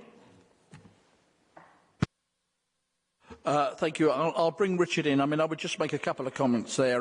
The overwhelming bulk of the borrowing under the previous Conservative administration was to fund new council offices. Now, lovely as though they are, if you compare that to this administration investing in new homes, in the Fairfield halls, in a community centre, in a swimming pool in New Addington, then I think you see an administration investing in the people, in the infrastructure of Croydon, whereas your leadership of the day chose to invest as a priority in a new office for the council. And as I've said several times tonight, we're trying to sweat that asset now to get some of the taxpayers' money back in terms of letting that out. But you've made a number of questions there, I think, that I would suggest Richard is best placed to answer. Richard. I think I can provide some factual responses, Leader, then maybe hand over to Councillor Hall. So, Councillor Pollard questioned the use of some of the graphs, I think, and on grant cuts. Just in terms of core spending power, that is the preferred method that government uses to compare changes in local government's expenditure from year to year. So you'll have seen when Councillor Hall presented at the start of the meeting, we had core spending power up there, so they're the government's figures. We'd added a bit at the bottom about real terms, because I think the relevance is an increase in population and cost of living changes. We added those. They weren't government figures, but they were what was used. You may have been referring to the first graph, which was just about grant cuts. And you're right, grants only a part of the council's budget and a much smaller part than it was in 2010, and council tax is a relevant part. I think Councillor Hall also covered the council tax increase proposal, and the report covers in some detail the changes to our council tax base that are coming from the increased population. So I think in the round, the report covers the whole of the council's budget, including that measure that government uses of core spending power. Just a couple of points in response to Councillor Cummings. So, in terms of the people department growth for 17-18, I think so that's greater growth than the current overspend in this year. That's the first point to make. I think there has been a real degree of realism put into those numbers. So in both children's social care and temporary accommodation, there's been a lot of work done by Barbara and her team, plus the finance team, plus the relevant cabinet members, to make sure that gets us to a true baseline of what the cost should be in those areas. And Councillor Butler referred to a paper coming to cabinet in the spring around some of the more innovative than we've already done approaches to try and increase housing supply, to try and ensure that the temporary accommodation cost doesn't continue to go up year on year. And I think that's achievable from what I've seen to date. I think it's achievable for us to get a baseline around children's social care and stick to it. This council's seen a fairly static number of looked after children over the last few years. In reality, we've just not been able to achieve the savings that we've set out to do. And you'll see in this budget there aren't significant savings around children's social care projected. There are some, but there aren't significant ones over the next 3 years. I think the real challenging part of 18-19 and 19-20, which I covered in my opening comments, is adult social care. And it's very hard where we're increasing numbers of adults with learning disabilities, physical disabilities, mental health issues, and an increasing number of older people. That's why the whole of local government are lobbying so hard for the government to recognise that, plus a health system that's in difficulties. Therefore, I think if government don't listen to those, then this council may have some harder decisions to take over the last 2 years of this 3-year budget. Finally, you made just a point on the Q3 monitoring, a factual point about the changes in the under and overspend. Just recognising that grant income is actually a safety net, so this council's business rates, particularly because of the large number of appeals, went down by more than government, the safety net in the last financial year. Therefore, the safety net comes in the following year, so our final position for last year was overinflated in terms of its position. So it's just money coming back that we lost greater than in the previous year. So, I mean, it just works its way through that the safety net announcement isn't until about 12 months after the end of the previous year. Thank you, Richard, for that clarity. Councillor Simon Hall. Thank you, Leader. Just to come back on a few points. On SEN transport, I didn't say it was all about bringing it in-house, although that has helped. And yes, Councillor Bashford, you will have seen now, well over a year ago, the vehicles arriving and being on council press releases where we have got a significant number of children now being transported on our own vehicles, which has all sorts of benefits in terms of London living wage, in terms of efficiency, in terms of safety, in terms of quality of service, and ability to use those vehicles for adults as well. What's also happened is that we recommission that service totally differently, but also the investment that Councillor Fleming has been making in new SEN provision in the borough has, despite the overall number of children with statements going up, reduced the level of need, and the award-winning independent travel training has also massively reduced demand. So it's that combination of things that has led to the SEN transport reducing. And on that last one, it's a real win-win, because we save as a council in terms of not providing SEN transport, but also, of course, because those young people have now got independent travel training, it means they can do all sorts of other things, not just go to and from school, but act independently, to enjoy themselves, to visit friends, to go out and socialise, which they couldn't do before. So it reduces their dependency and gives them better life chances. We've heard some amazing things about Brick by Brick already tonight, even before we get to the paper. This is a scheme where the council is in control. No being in hock to John Lang's or some private developer. It is under our control. Each deal, as the Cabinet paper a few months ago said, has to be signed off by relevant directors and relevant Cabinet members, so that we have the control over the development of those sites, giving us affordable housing that we need, giving us proceeds for the land, giving us a return on our investment and loans, as well as a development profit. I would have thought you'd be applauding that. I would have thought that you'd be congratulating us for something that's innovative, that's been recognised on a cross-party basis with things like the LGA, other than from Croydon Conservatives, again, as the leader said, standing clearly out of kilter with everyone else. It's delivering. What we've done is been very prudent about what we've recognised in terms of brick-by-brick dividend and interest receipts, because we know that there are uncertainties, certainly on timing, if not overall outcome, on those things. And the point is, I don't know where this 500 million figure is from. I've looked through all the tables. So has the Executive Director. We can't find that. There is a figure over 3 years of 330 million of investment, but that's on a rolling programme, so it's very unlikely that that figure would ever be the amount. But it's secured on assets, secured on developments on those sites. So I find it, those concerns absolutely mystifying. And really, Councillor Cummings, to have a criticism about the People Department growth, you predicted this when you did not vote for the adult social care precept last year. If you were so concerned about the funding for those areas, you should have been supporting us in terms of the council tax increase and the adult social care precept last year. If you're so concerned about going forward, I trust that next Monday you will be saying yes when on both those issues when those come before council, because if you're serious about your concerns, you would be doing that. And to Councillor Audsley's question earlier in the evening, we could be doing so much more in terms of helping more people in the borough to realise all of their ambitions, we're doing an incredible amount. We're defying gravity in the number of people that we're helping and the difference that we're making in this borough. But if we had proper funding, we could be doing so much more for the people of this borough, and that's what this administration, this Labour administration, would be spending that money on. Thank you, Simon.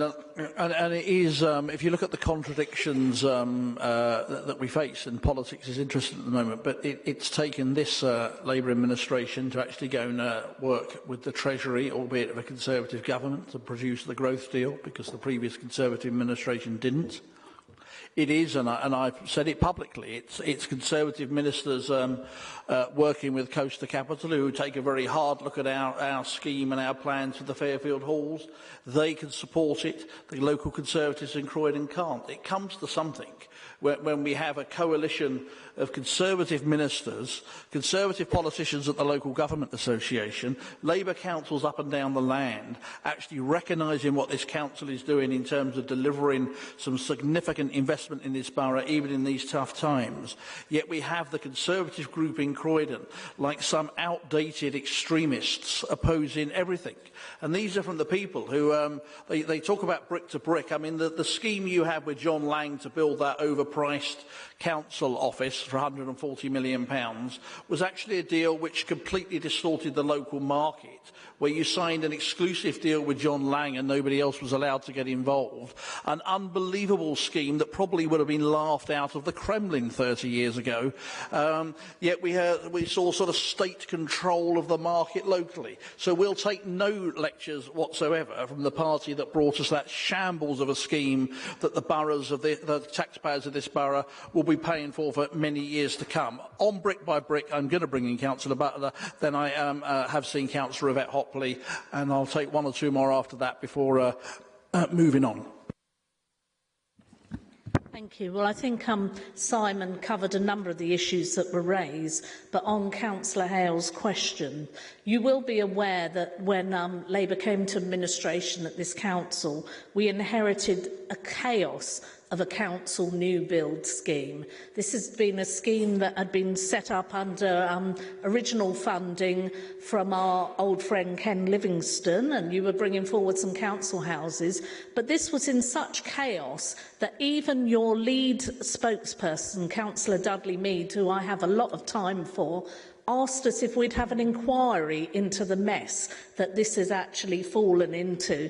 And it was this council that then went in, sorted out that mess and brought forward those 70 council homes that were then completed under this administration. We then looked at the best way to bring homes forward, and this has probably taken longer than we liked, but we did look at our assets across the borough in a way of how to bring them forward, and we did this against a backdrop of money being taken away from housing associations who were at that time delivering social housing for Croydon people. So we looked at our assets and the best way forward, and we brought forward the brick by brick scheme, and you'll know that we've got several planning applications currently in the planning department, and hopefully we can shortly progress with them. We also looked at schemes where you were letting developers getting away, and we talked about one, the Taberner House site. We're looking forward to Hub coming to planning shortly, where we've dramatically increased the amount of social housing coming forward on that site. So, Councillor Hale, you're absolutely right. We do need to accelerate house building in this borough, and we absolutely intend to do so. Councillor Dudley Mead, whatever happened to him, how we miss him. We really do. Councillor Yvette Hopley. Thank you.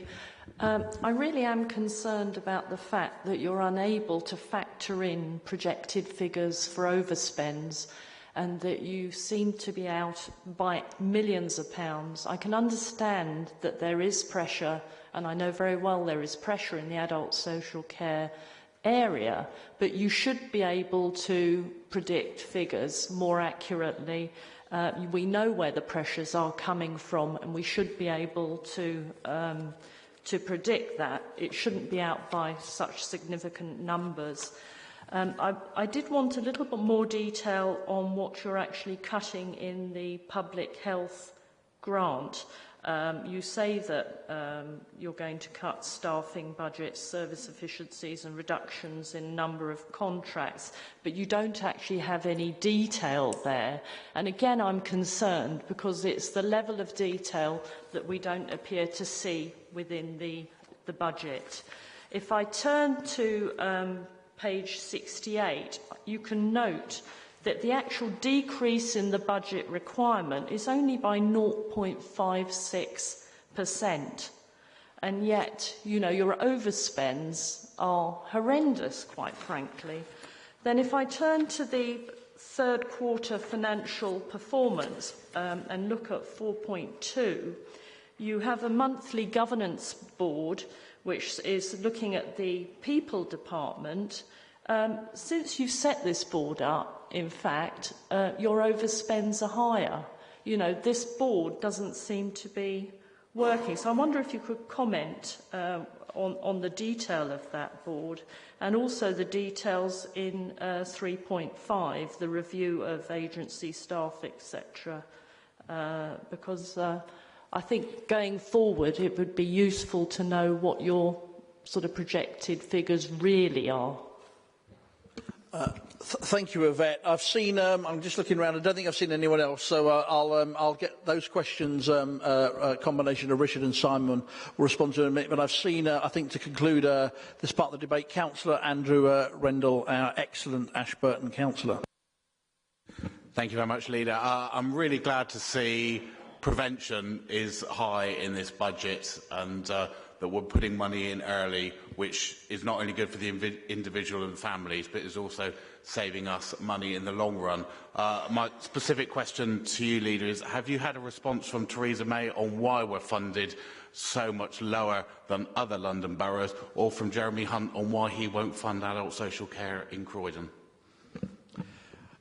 The straight answer to that is no, and I think it's rather rude, frankly, because if somebody writes to my office and myself, I always respond to that. It may not always be what people want to hear, but I think it's very rude indeed, because you know, that letter, there's the individual one on behalf of the people of Croydon, the letter I signed with 59 other leaders across the country to Theresa May, asking the question about the national adult social care funding crisis, amongst others, and complete silence we've seen, and we've seen the Prime Minister unable to answer even questions in the Copeland by-election around some very basic questions around their local healthcare economy, and it's a government, I frankly fear, that is in denial. It's passed the buck to local government, and as I've said more than once this evening, there is a cross-party response in many places in the country in terms of challenge to the government. It's a shame here that you know, we saw the Conservatives here last year attempting to defend the position and not supporting the action we were taking on the adult social care precept. It will be interesting to see what happens in this chamber next week, because words are fine, but sometimes people will judge you on your actions. And no, I await the response to Theresa May, and if she is watching the webcast that will be shown in the morning, then I certainly am available to take a phone call as well. Councillor Richard, I'll bring you, and then I'll bring Councillor Simon Hall in to conclude this debate. Just on public health, Leader. So the savings in 2017-18 are mainly being made from a combination of two areas. One is around the size of the team. So there's been vacancies for a significant period now, certainly since the new Director of Public Health came, and she's looked again at the team and thinks they can deliver with a smaller number than we inherited, I suppose, originally from the old PCT/CCG. So there's an element around that, which I don't think will lead to any deterioration in service. I think the Director of Public Health would say the same thing. The other element of savings come from recommissioning of services that have come up since those contracts were inherited by the council, so probably a more robust approach to how we go to the market and how we manage those contracts. So I suppose in the short term, we've managed that reduction in the public health grant that government have passed down to us without, I would say, a deterioration in those services. I think as those cuts go on, it probably needs a more fundamental review of what we do with that grant, which Barbara and Rachel will be leading on with the relevant Cabinet members over the next 3 to 6 months. Thank you, Richard. Councillor Simon Hall. Thank you. And just to echo that point, in sort of the conversations I've had with the Director of Public Health, it's about repositioning public health to be, if you like, a golden thread that runs through everything that Council does, and by having it not standing alone but working with other council services, there are all sorts of efficiencies in terms of leveraging on contracts and so on and so forth. In terms of the governance boards, I think one of the things you have to recognise in this area, and we, I believe, have recognised it in this budget, is that the time taken to transform services and to move people from acute to step-down services, and for the effective investment in prevention to take effect, has in some cases been longer than we anticipated.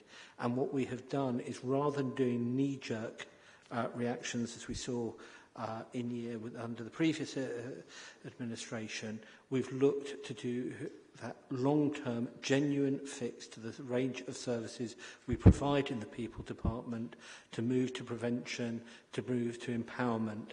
That takes time, and that actually maybe we underestimated the amount of time that would take, but we can really see.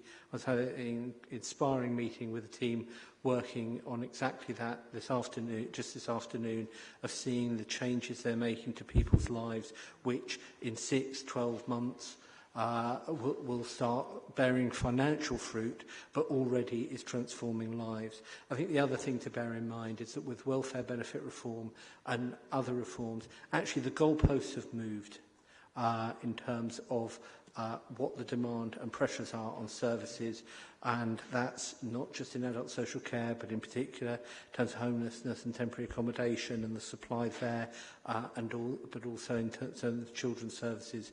And we've been dealing with those realities as a responsible administration. But what we are doing is in all areas making progress, moving to a truly transformed service under Barbara's leadership, and with huge amount of effort from Councillor Fleming, Councillor Woodley and myself at those governance boards and in other meetings to really transform what we are delivering for some of Croydon's most vulnerable residents. That is what we are committed to as an administration. That's what we're delivering as an administration. And it goes actually, Leader, to the heart of this budget, delivering to the residents, making sure that we are helping those that need it most and providing excellent services for all. Thank you very much. In terms of that budget delivering for the people of Croydon, we've got the recommendations through page 8 into page 9. Which will then go forward to Council, but Cabinet happy to agree those recommendations to go forward to Council. Thank you very much indeed. Colleagues, if we could then move on, and that's taken the recommendations obviously as 6 and 6.1 together. If we're going to move on now to 6.2, the Treasury Management Strategy and the statement that accompanies that. Am I going? I think we did some of that. We've done some of it. Do you want to add anything at this stage to it? No. Jason, do you have any comments on the Treasury strategy beyond what's already been said? You don't have to have any comments, by the way. It's not. As I clearly stated when I asked my questions, I did 6.1, 6.2 and 6.3 Okay, so together. you're satisfied to a degree, I think. But we certainly want to maintain an open and transparent approach. And you may have touched on some of this as well. So if we could agree 6.2 and move on to 6.3, is there any further questions in terms of the Q3 financial performance? No, so therefore I think we can agree that. Can we, Cabinet? Thank you very much indeed. And that takes us on from the budget. Can I thank all officers present who worked on that with the Cabinet members and the Cabinet deputies. There's been an awful lot of hard work to bring us to the situation we have this evening, and as Cabinet members we certainly recognise the support we've had from Cabinet deputies and the officers right across the Council. Moving on to agenda item 7, a change of pace, perhaps mood, making events happen. Councillor Hamida Ali, and then I'll bring in Councillor Godfrey with some additional comments. Thank you, Leader. This paper highlights to Cabinet really important work that we're progressing to improve the Council's ability to facilitate more and more events in Croydon of all sizes, safely, consistently and responsively. Too often we've not had an overview of the extent of events taking place across the borough, with different council departments intervening or responding, but with not the level of corporate oversight. So that's led at best to some inconsistency in response, and at worst a lack of consideration of potential risks.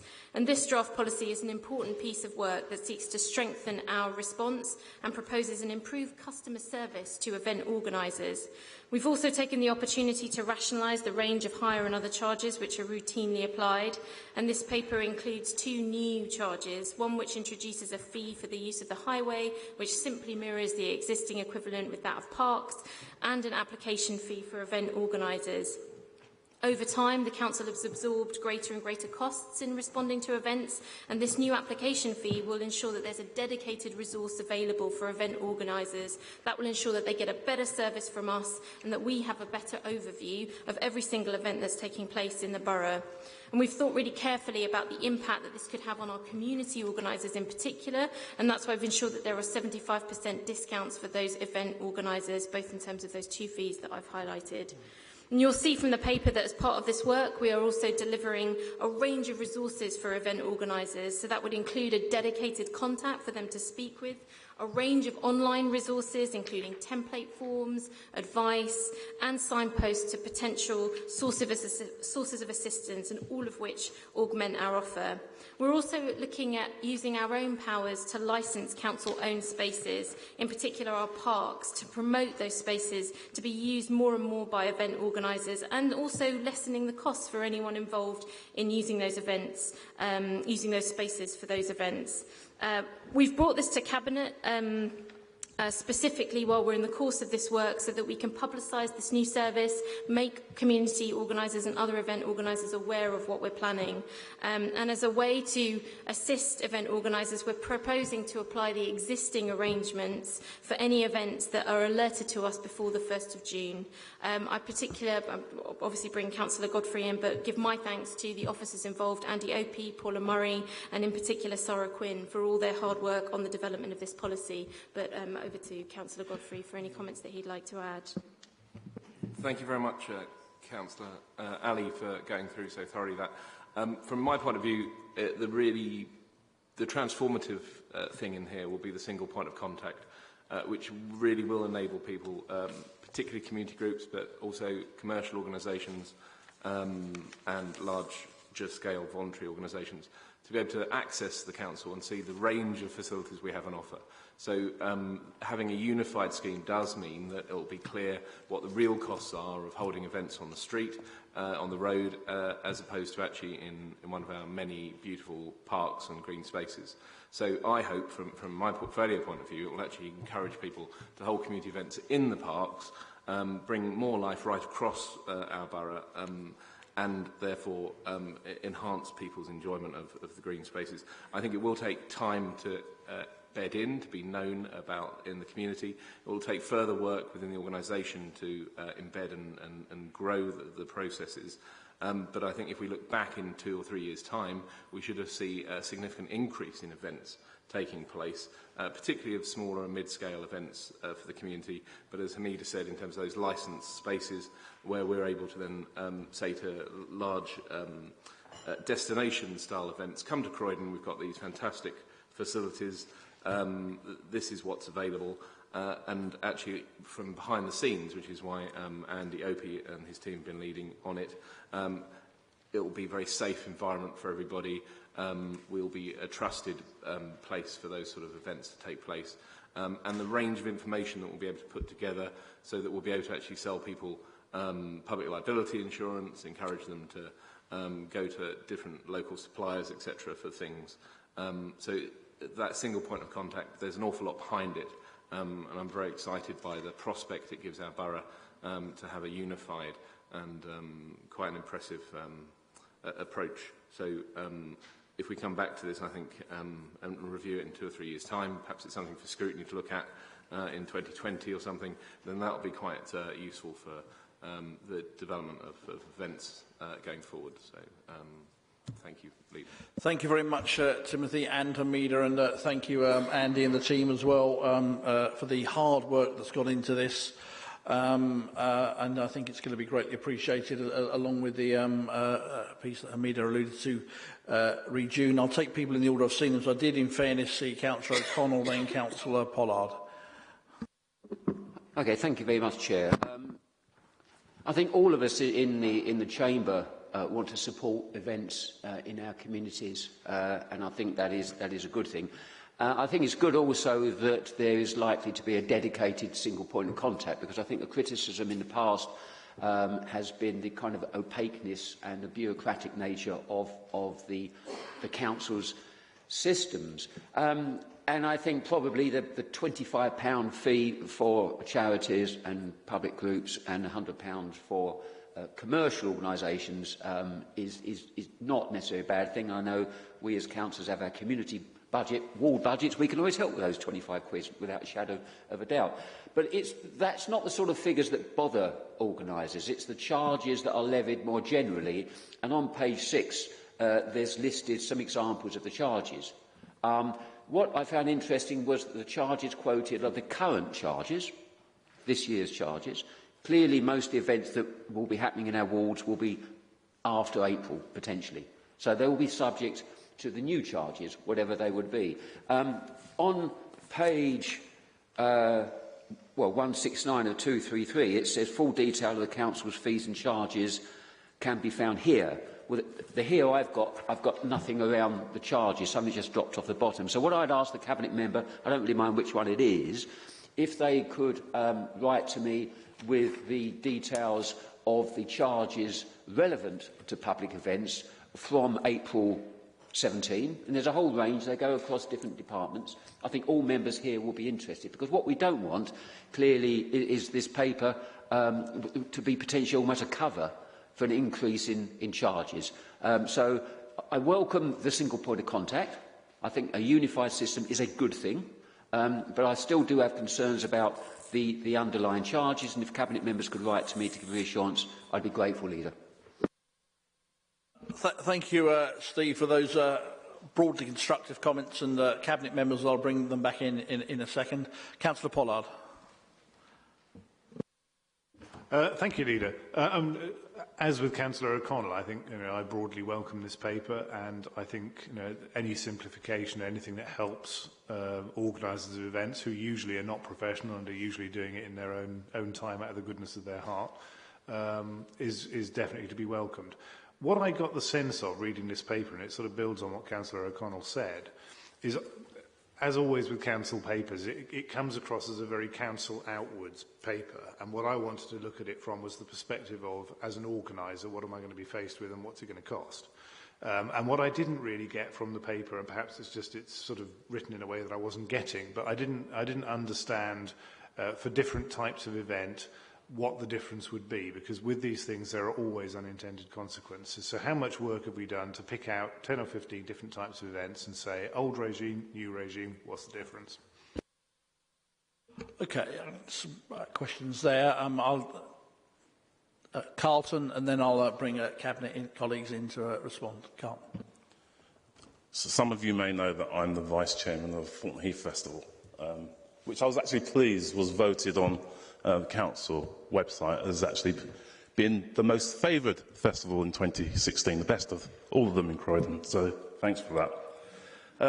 I'm actually going to be a user of this new service, so I was, in a sense, looking at it from the user's perspective. And I would welcome, as a user, that single point of contact.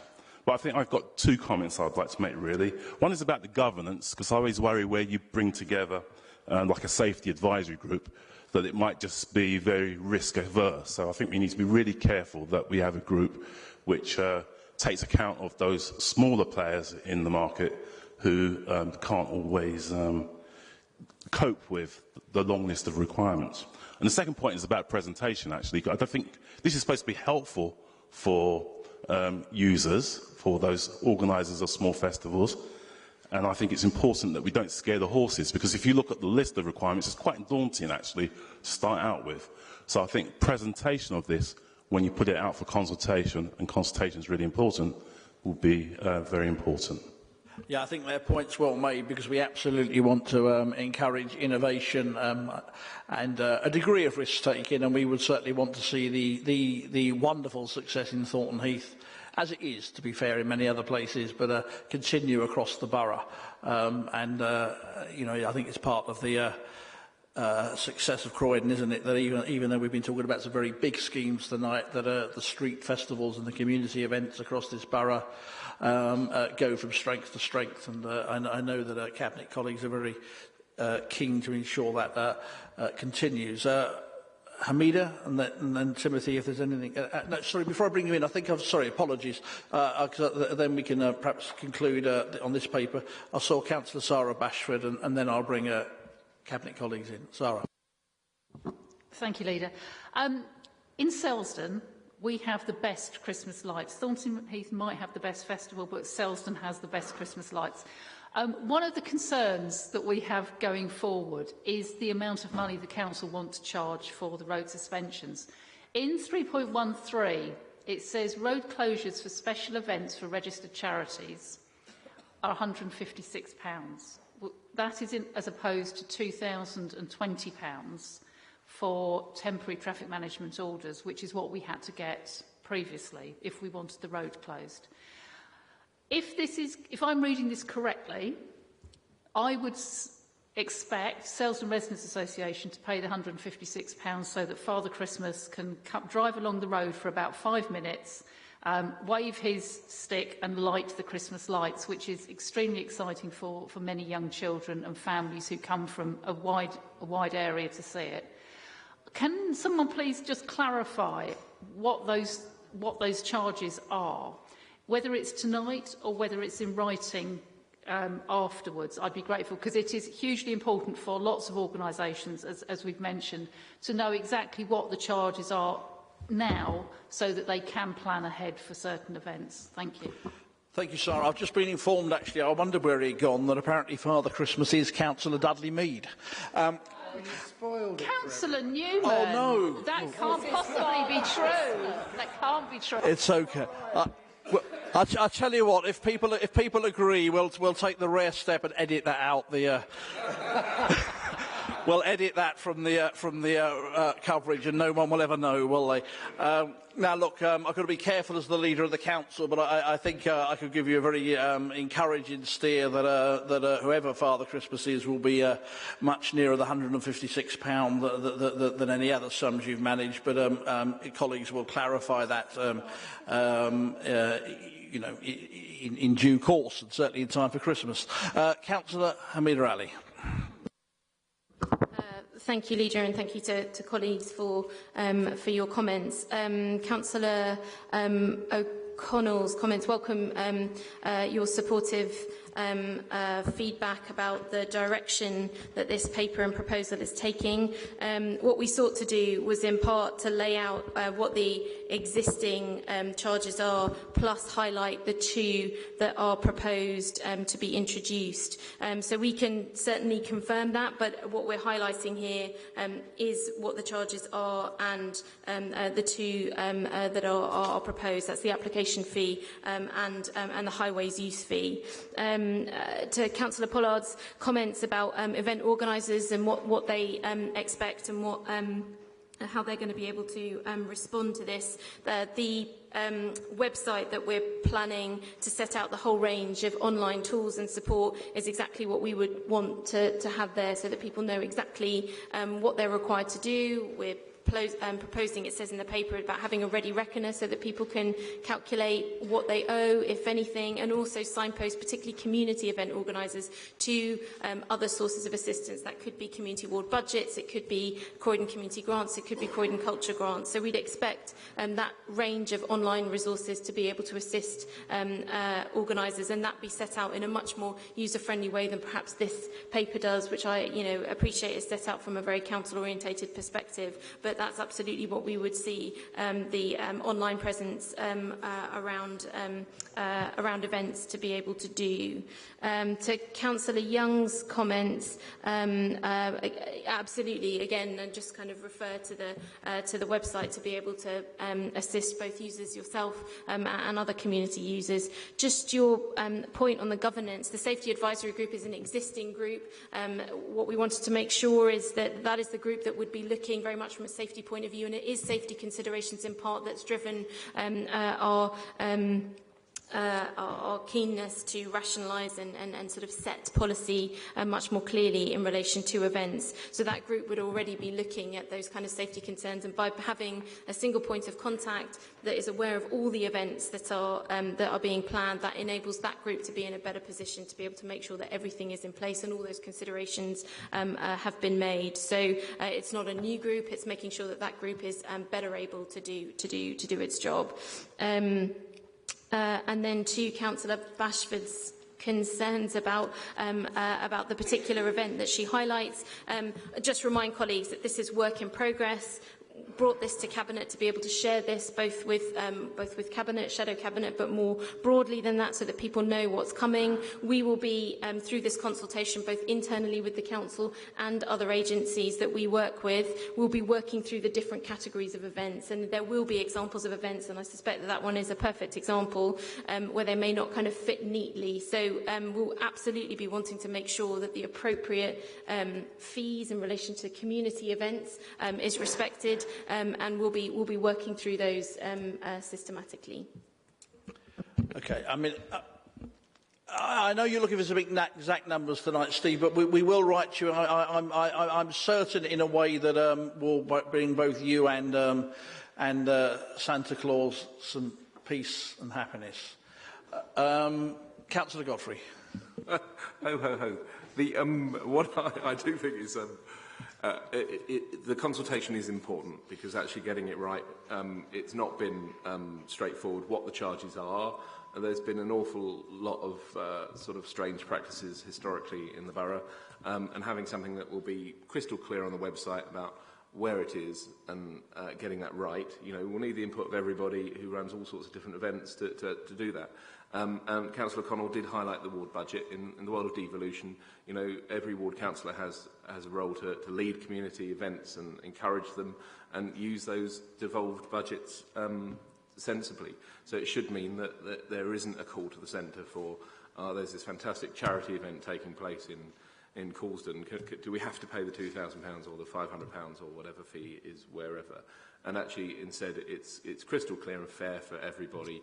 Everybody can see what the charges are, and everybody will pay, but there are other avenues to offset some of those charges. But the consultation is the important point, so please do ensure you engage with that, so that actually, you know, the end charges we get are reflect a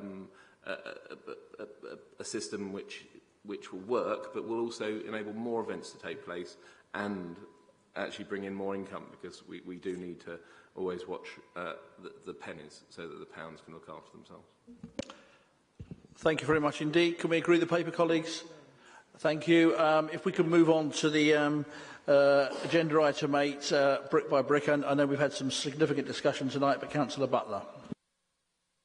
Thank you. Hopefully we have covered a number of points that anyone may wish to raise, and I think we've covered, you know, why Brick by Brick is here as a council company, an independent company, but with the shareholders being the council.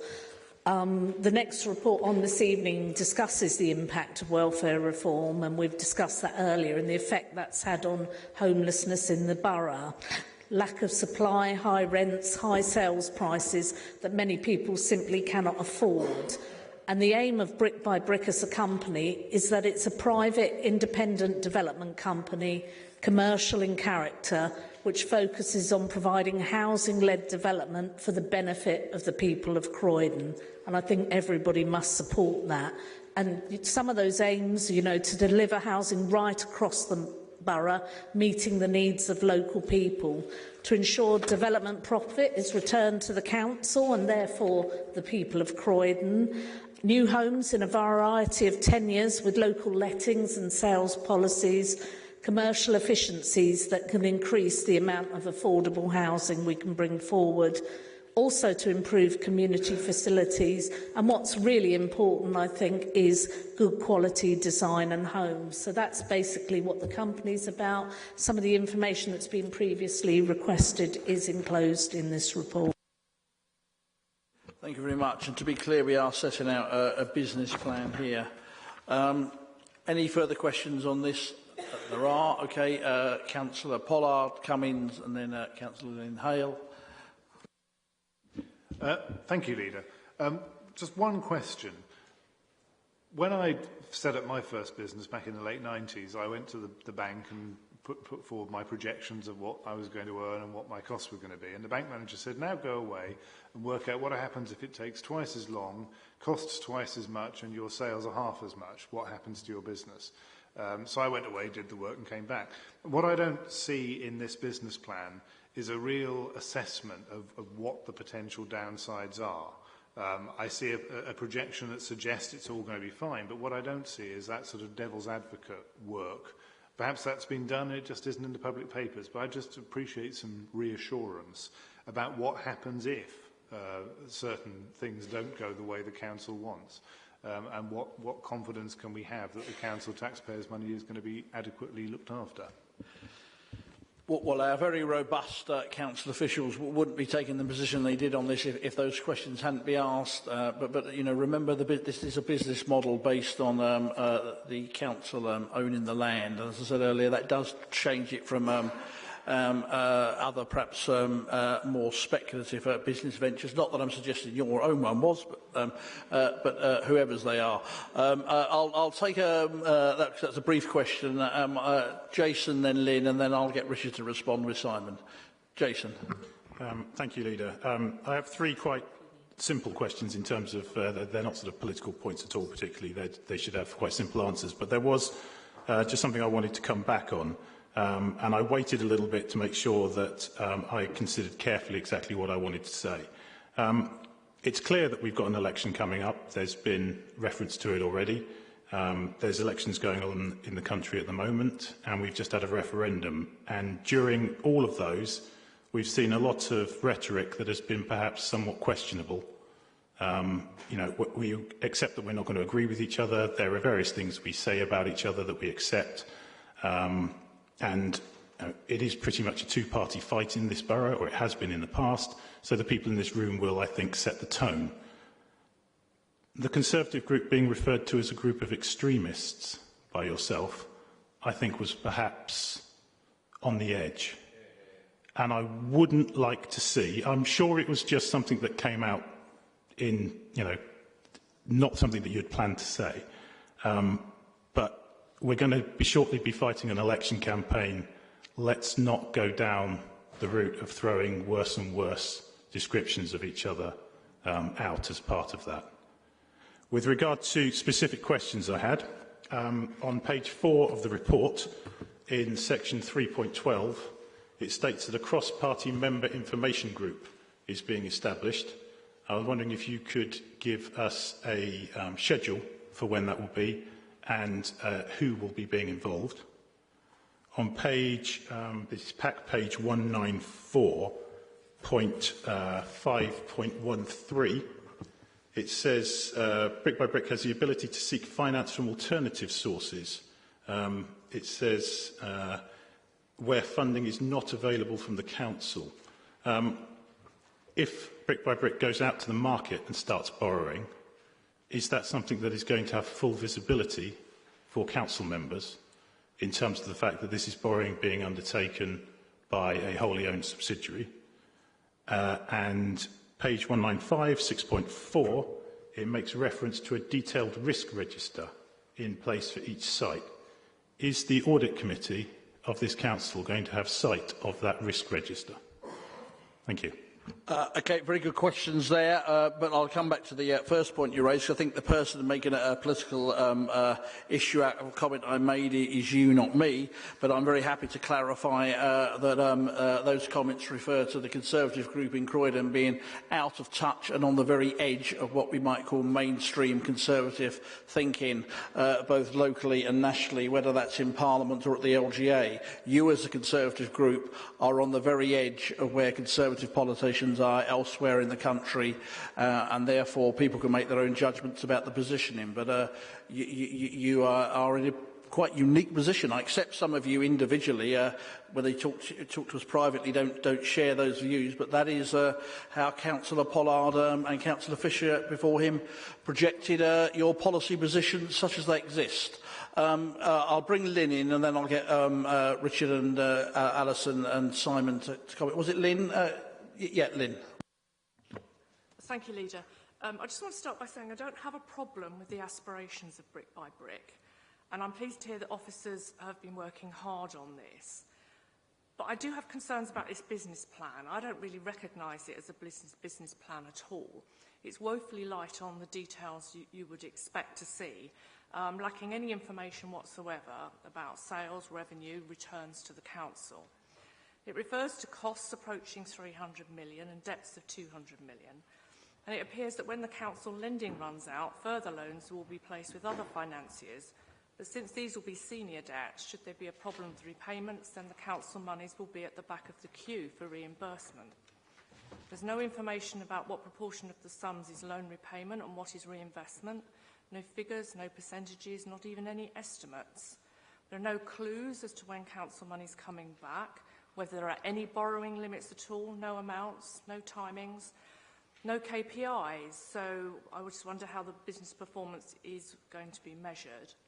It appears to be acknowledged in 5.2 in the report that there is a risk that the estimated return to the council is less than anticipated. And again, 6.3 of the business plan is noted to be a complex programme with a significant level of inherent risk.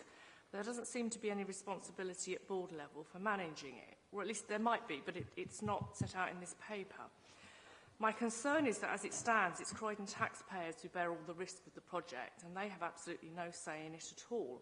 And the only input which they've had has arisen from the shambolic and inaccurate consultations, which have caused enormous upset in local communities, which Brick by Brick says it's so keen to work with. So to my mind, this really isn't a business plan, and I'd like to suggest that it gets taken back and filled in with some more information.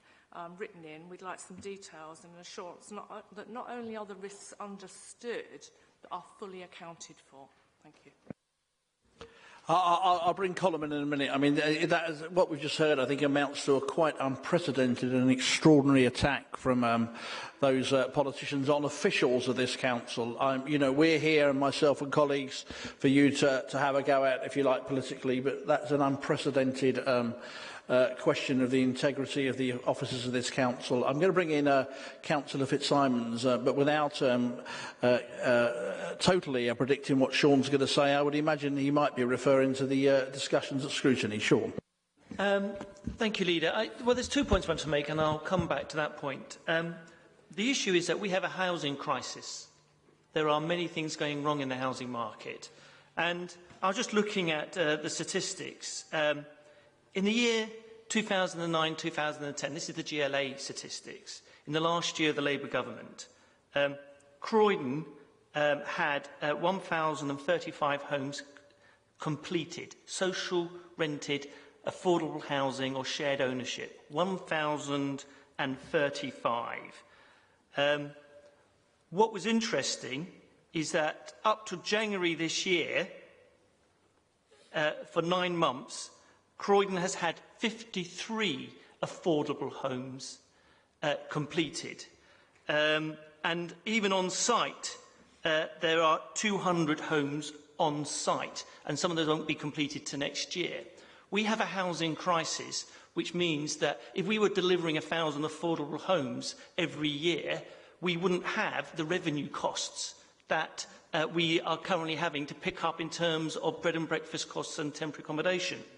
So that is the scale of the crisis, and relying on the government and through the normal processes, 53 homes isn't going to solve the housing crisis of Croydon. Brick by brick, I can assure you, is not going to solve it either, but it will be a step towards it. And I do find it quite difficult to listen to members of the opposition, who some, I agree here, take a very active role in scrutiny, and others sit in the back and throw brickbats at the brick-by-brick scheme, who come in and cherry-pick lines from reports when they could have had a meeting and sat in with us when we did a 3-hour review of the brick-by-brick, both in terms of the call-in and also as the Cabinet member. And I can assure you that on a cross-party basis, that at least once a year we'll be looking at brick-by-brick, because something that is potentially going to deliver us 2,000 homes, 1,000 homes, is something that is important, because we do have a housing crisis and an affordable. And I, for one, I have to say, as a councillor for Addiscombe, have been very impressed by the work that has gone on. The scheme in Academy Gardens has the potential to deliver much-needed homes in the local area. Some people have had queries and concerns, but overall the feedback is that it's been generally positive. We don't have the concerns that other people who seem to be more driven by opposition to any housing per se than the provision of new housing. So I would like to put it on record that if the Cabinet or the Leader or anyone wants to send a review to scrutiny every so often, we're more willing to take it. We ourselves are gearing up to do it. But I have to say, for people to come into a meeting here and when not really participate in other scrutiny reviews, I just find it a bit rich. Thank you, Sean, and I know Scrutiny have done a huge detailed piece of work on this. Brick by Brick really is one of the most publicly accountable organisations I think you could see, and I do think it is, and it's, you know, from members perhaps one wouldn't expect it from. It is deeply disappointing. I share your disappointment that if elected politicians are going to so publicly question officials without perhaps seeking out that private meeting to have a briefing, to have a conversation, to perhaps understand a point slightly more in detail before launching such an extraordinary statements as we've heard in the last 20 minutes, then I share your disappointment, to put it mildly. Can I bring Colm in, who's clearly very well placed to respond to some of the issues on the business plan? Thank you, Leader. Just with respect to some of the questions and queries about planning and development planning for some of the schemes, in particular contingency issues. So both with regard to costs, we look at every scheme in a huge level of detail, and we factor in a cost contingency into every scheme to try to address any issues in terms of schemes spending more than we thought that they would. And equally, in terms of values, you'll see some commentary in the report itself about the kind of house price context in Croydon, which is generally very positive. However, on a value point of view, we always take the worst case scenario and factor in current day values rather than future values. So we don't factor in that house price growth in terms of the values that we look at. So from our point of view, that gives us some level of contingency both on costs and in terms of revenues. That's from day one. I think the more important thing is how we monitor that over time and how we start to address any issues that might crop up over time. And we put a huge amount of detail into monitoring both internally and using our professional advisors for that development as it proceeds through the development process.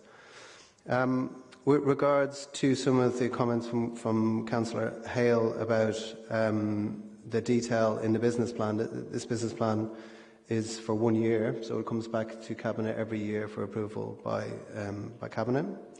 And therefore, the way that the financial numbers are broken up are on that annual basis. That's why the numbers that are in here reflect the period that we're talking about. Again, there's a huge amount of detail that sits behind this. It's summarised in the paper, but there's a huge amount of detail that sits behind and goes to the board, who are responsible for managing the risk issues across the whole programme. And that includes a very detailed financial appraisal process, again with input from experts both on the cost and value side, and they're monitored as they get delivered over time. So the board makes decisions on the basis of much more detailed information than is presented here, just by virtue of the space that you've got available in a business plan, which can be readable. You need to summarise it, and that's what we've done in section 6.5. Thank you very much, Colm, and I would say to Councillor Hale that please do take up that offer to have a more detailed briefing and bring your colleagues with you. Councillor Sean Fitzsimons. Apologise, I need to give a correction. I misread the figures. It isn't 53 affordable homes completed so far this year. It's only 18. Okay, thank you, Sean, for that correction. Jason, sorry, you're indicating you've got three more questions. I'd asked 3 questions. Yeah, I was going to bring in Richard and Simon next. Don't worry, I hadn't forgotten you. Simon, Richard, you guys choose which order you want to go. I think I was only going to cover 1 point. So, in response, it was more in response to Councillor Pollard's point, I think. So, the role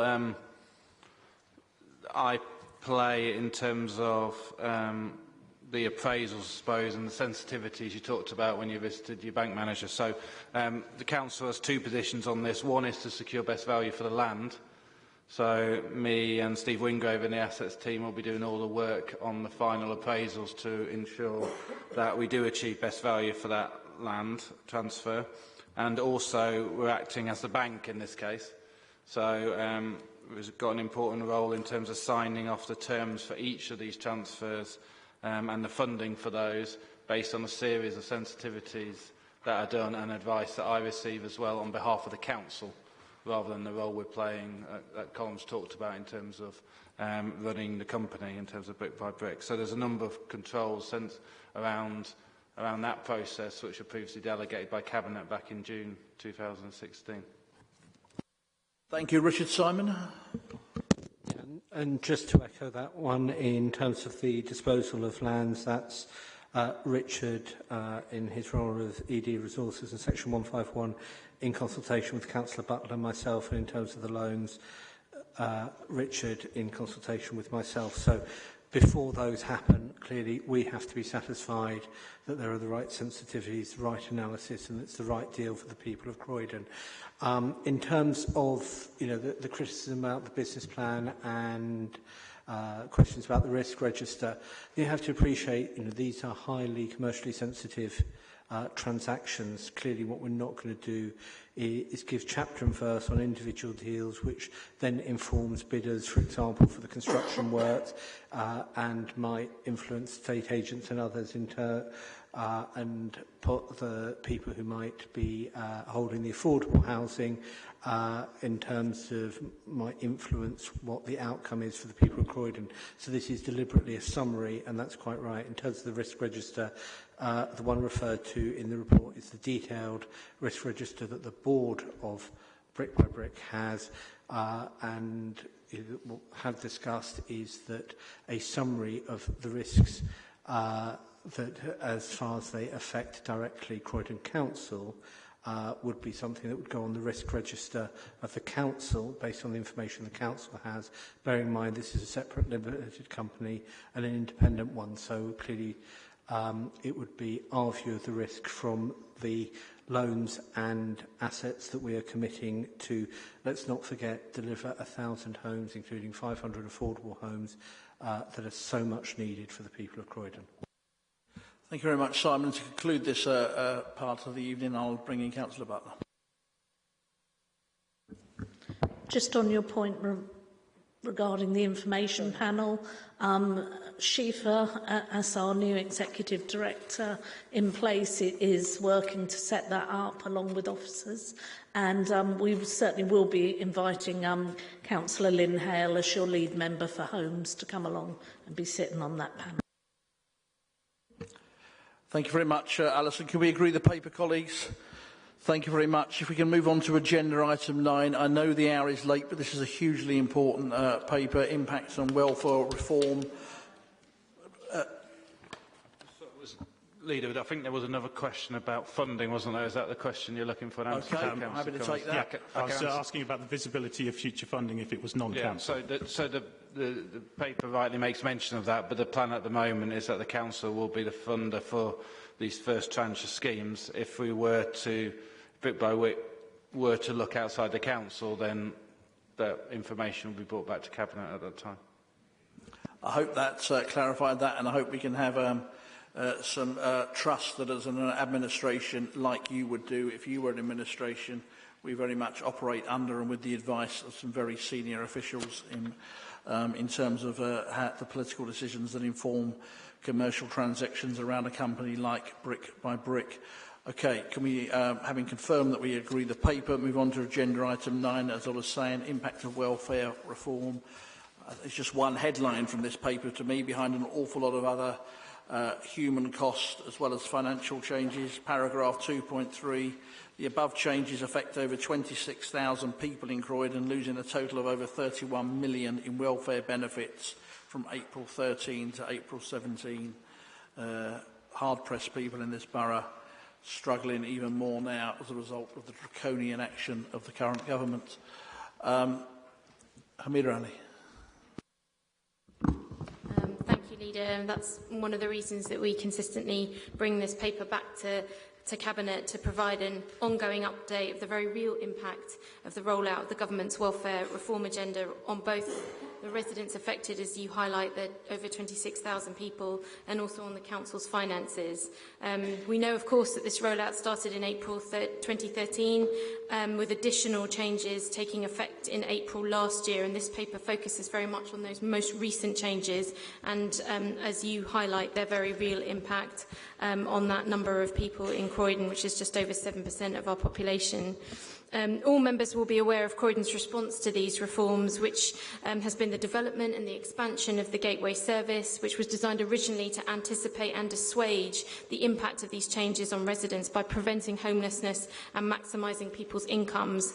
The Gateway Service has been, as we know, nationally recognised as both innovative and unparalleled across the country, and we all owe our thanks to officers who have designed and developed this service, in particular Mark Fowler, his team, and every council officer who delivers that service to the thousands of residents, literally helping them make ends meet.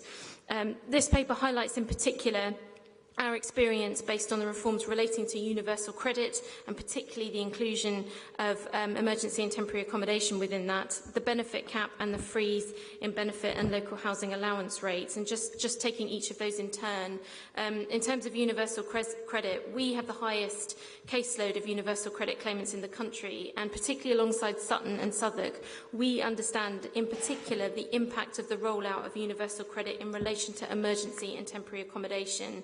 The paper highlights this, but Councillor Butler also raised this issue earlier. The fundamental policy and design of universal credit contradicts the Council's duty to move people out of emergency or temporary accommodation as soon as possible, and the Council's collection rates are plummeting as a result. They're creating a financial burden for the Council of £2.5 million and counting for this year. And based on our experience, we have been lobbying hard for the removal of emergency and temporary accommodation from the rollout of universal credit. As Councillor Butler highlighted earlier. In terms of the benefit cap, over 1,000 residents are affected by the further reduction of the benefit cap. And while we don't have the data for the universal credit cohort, as you'll see from the paper, which is another issue we're having with the rollout of universal credit, people affected are losing on average another £74 a week, and for some it's as much as £345 a week. And bearing in mind that these households have already seen a reduction in their household income. And then also highlighting the section of the paper that deals with the benefit freeze in relation to benefits for working age benefits and the local housing allowance rate. These have been frozen against CPI rates, despite what we know about rising rents in the borough.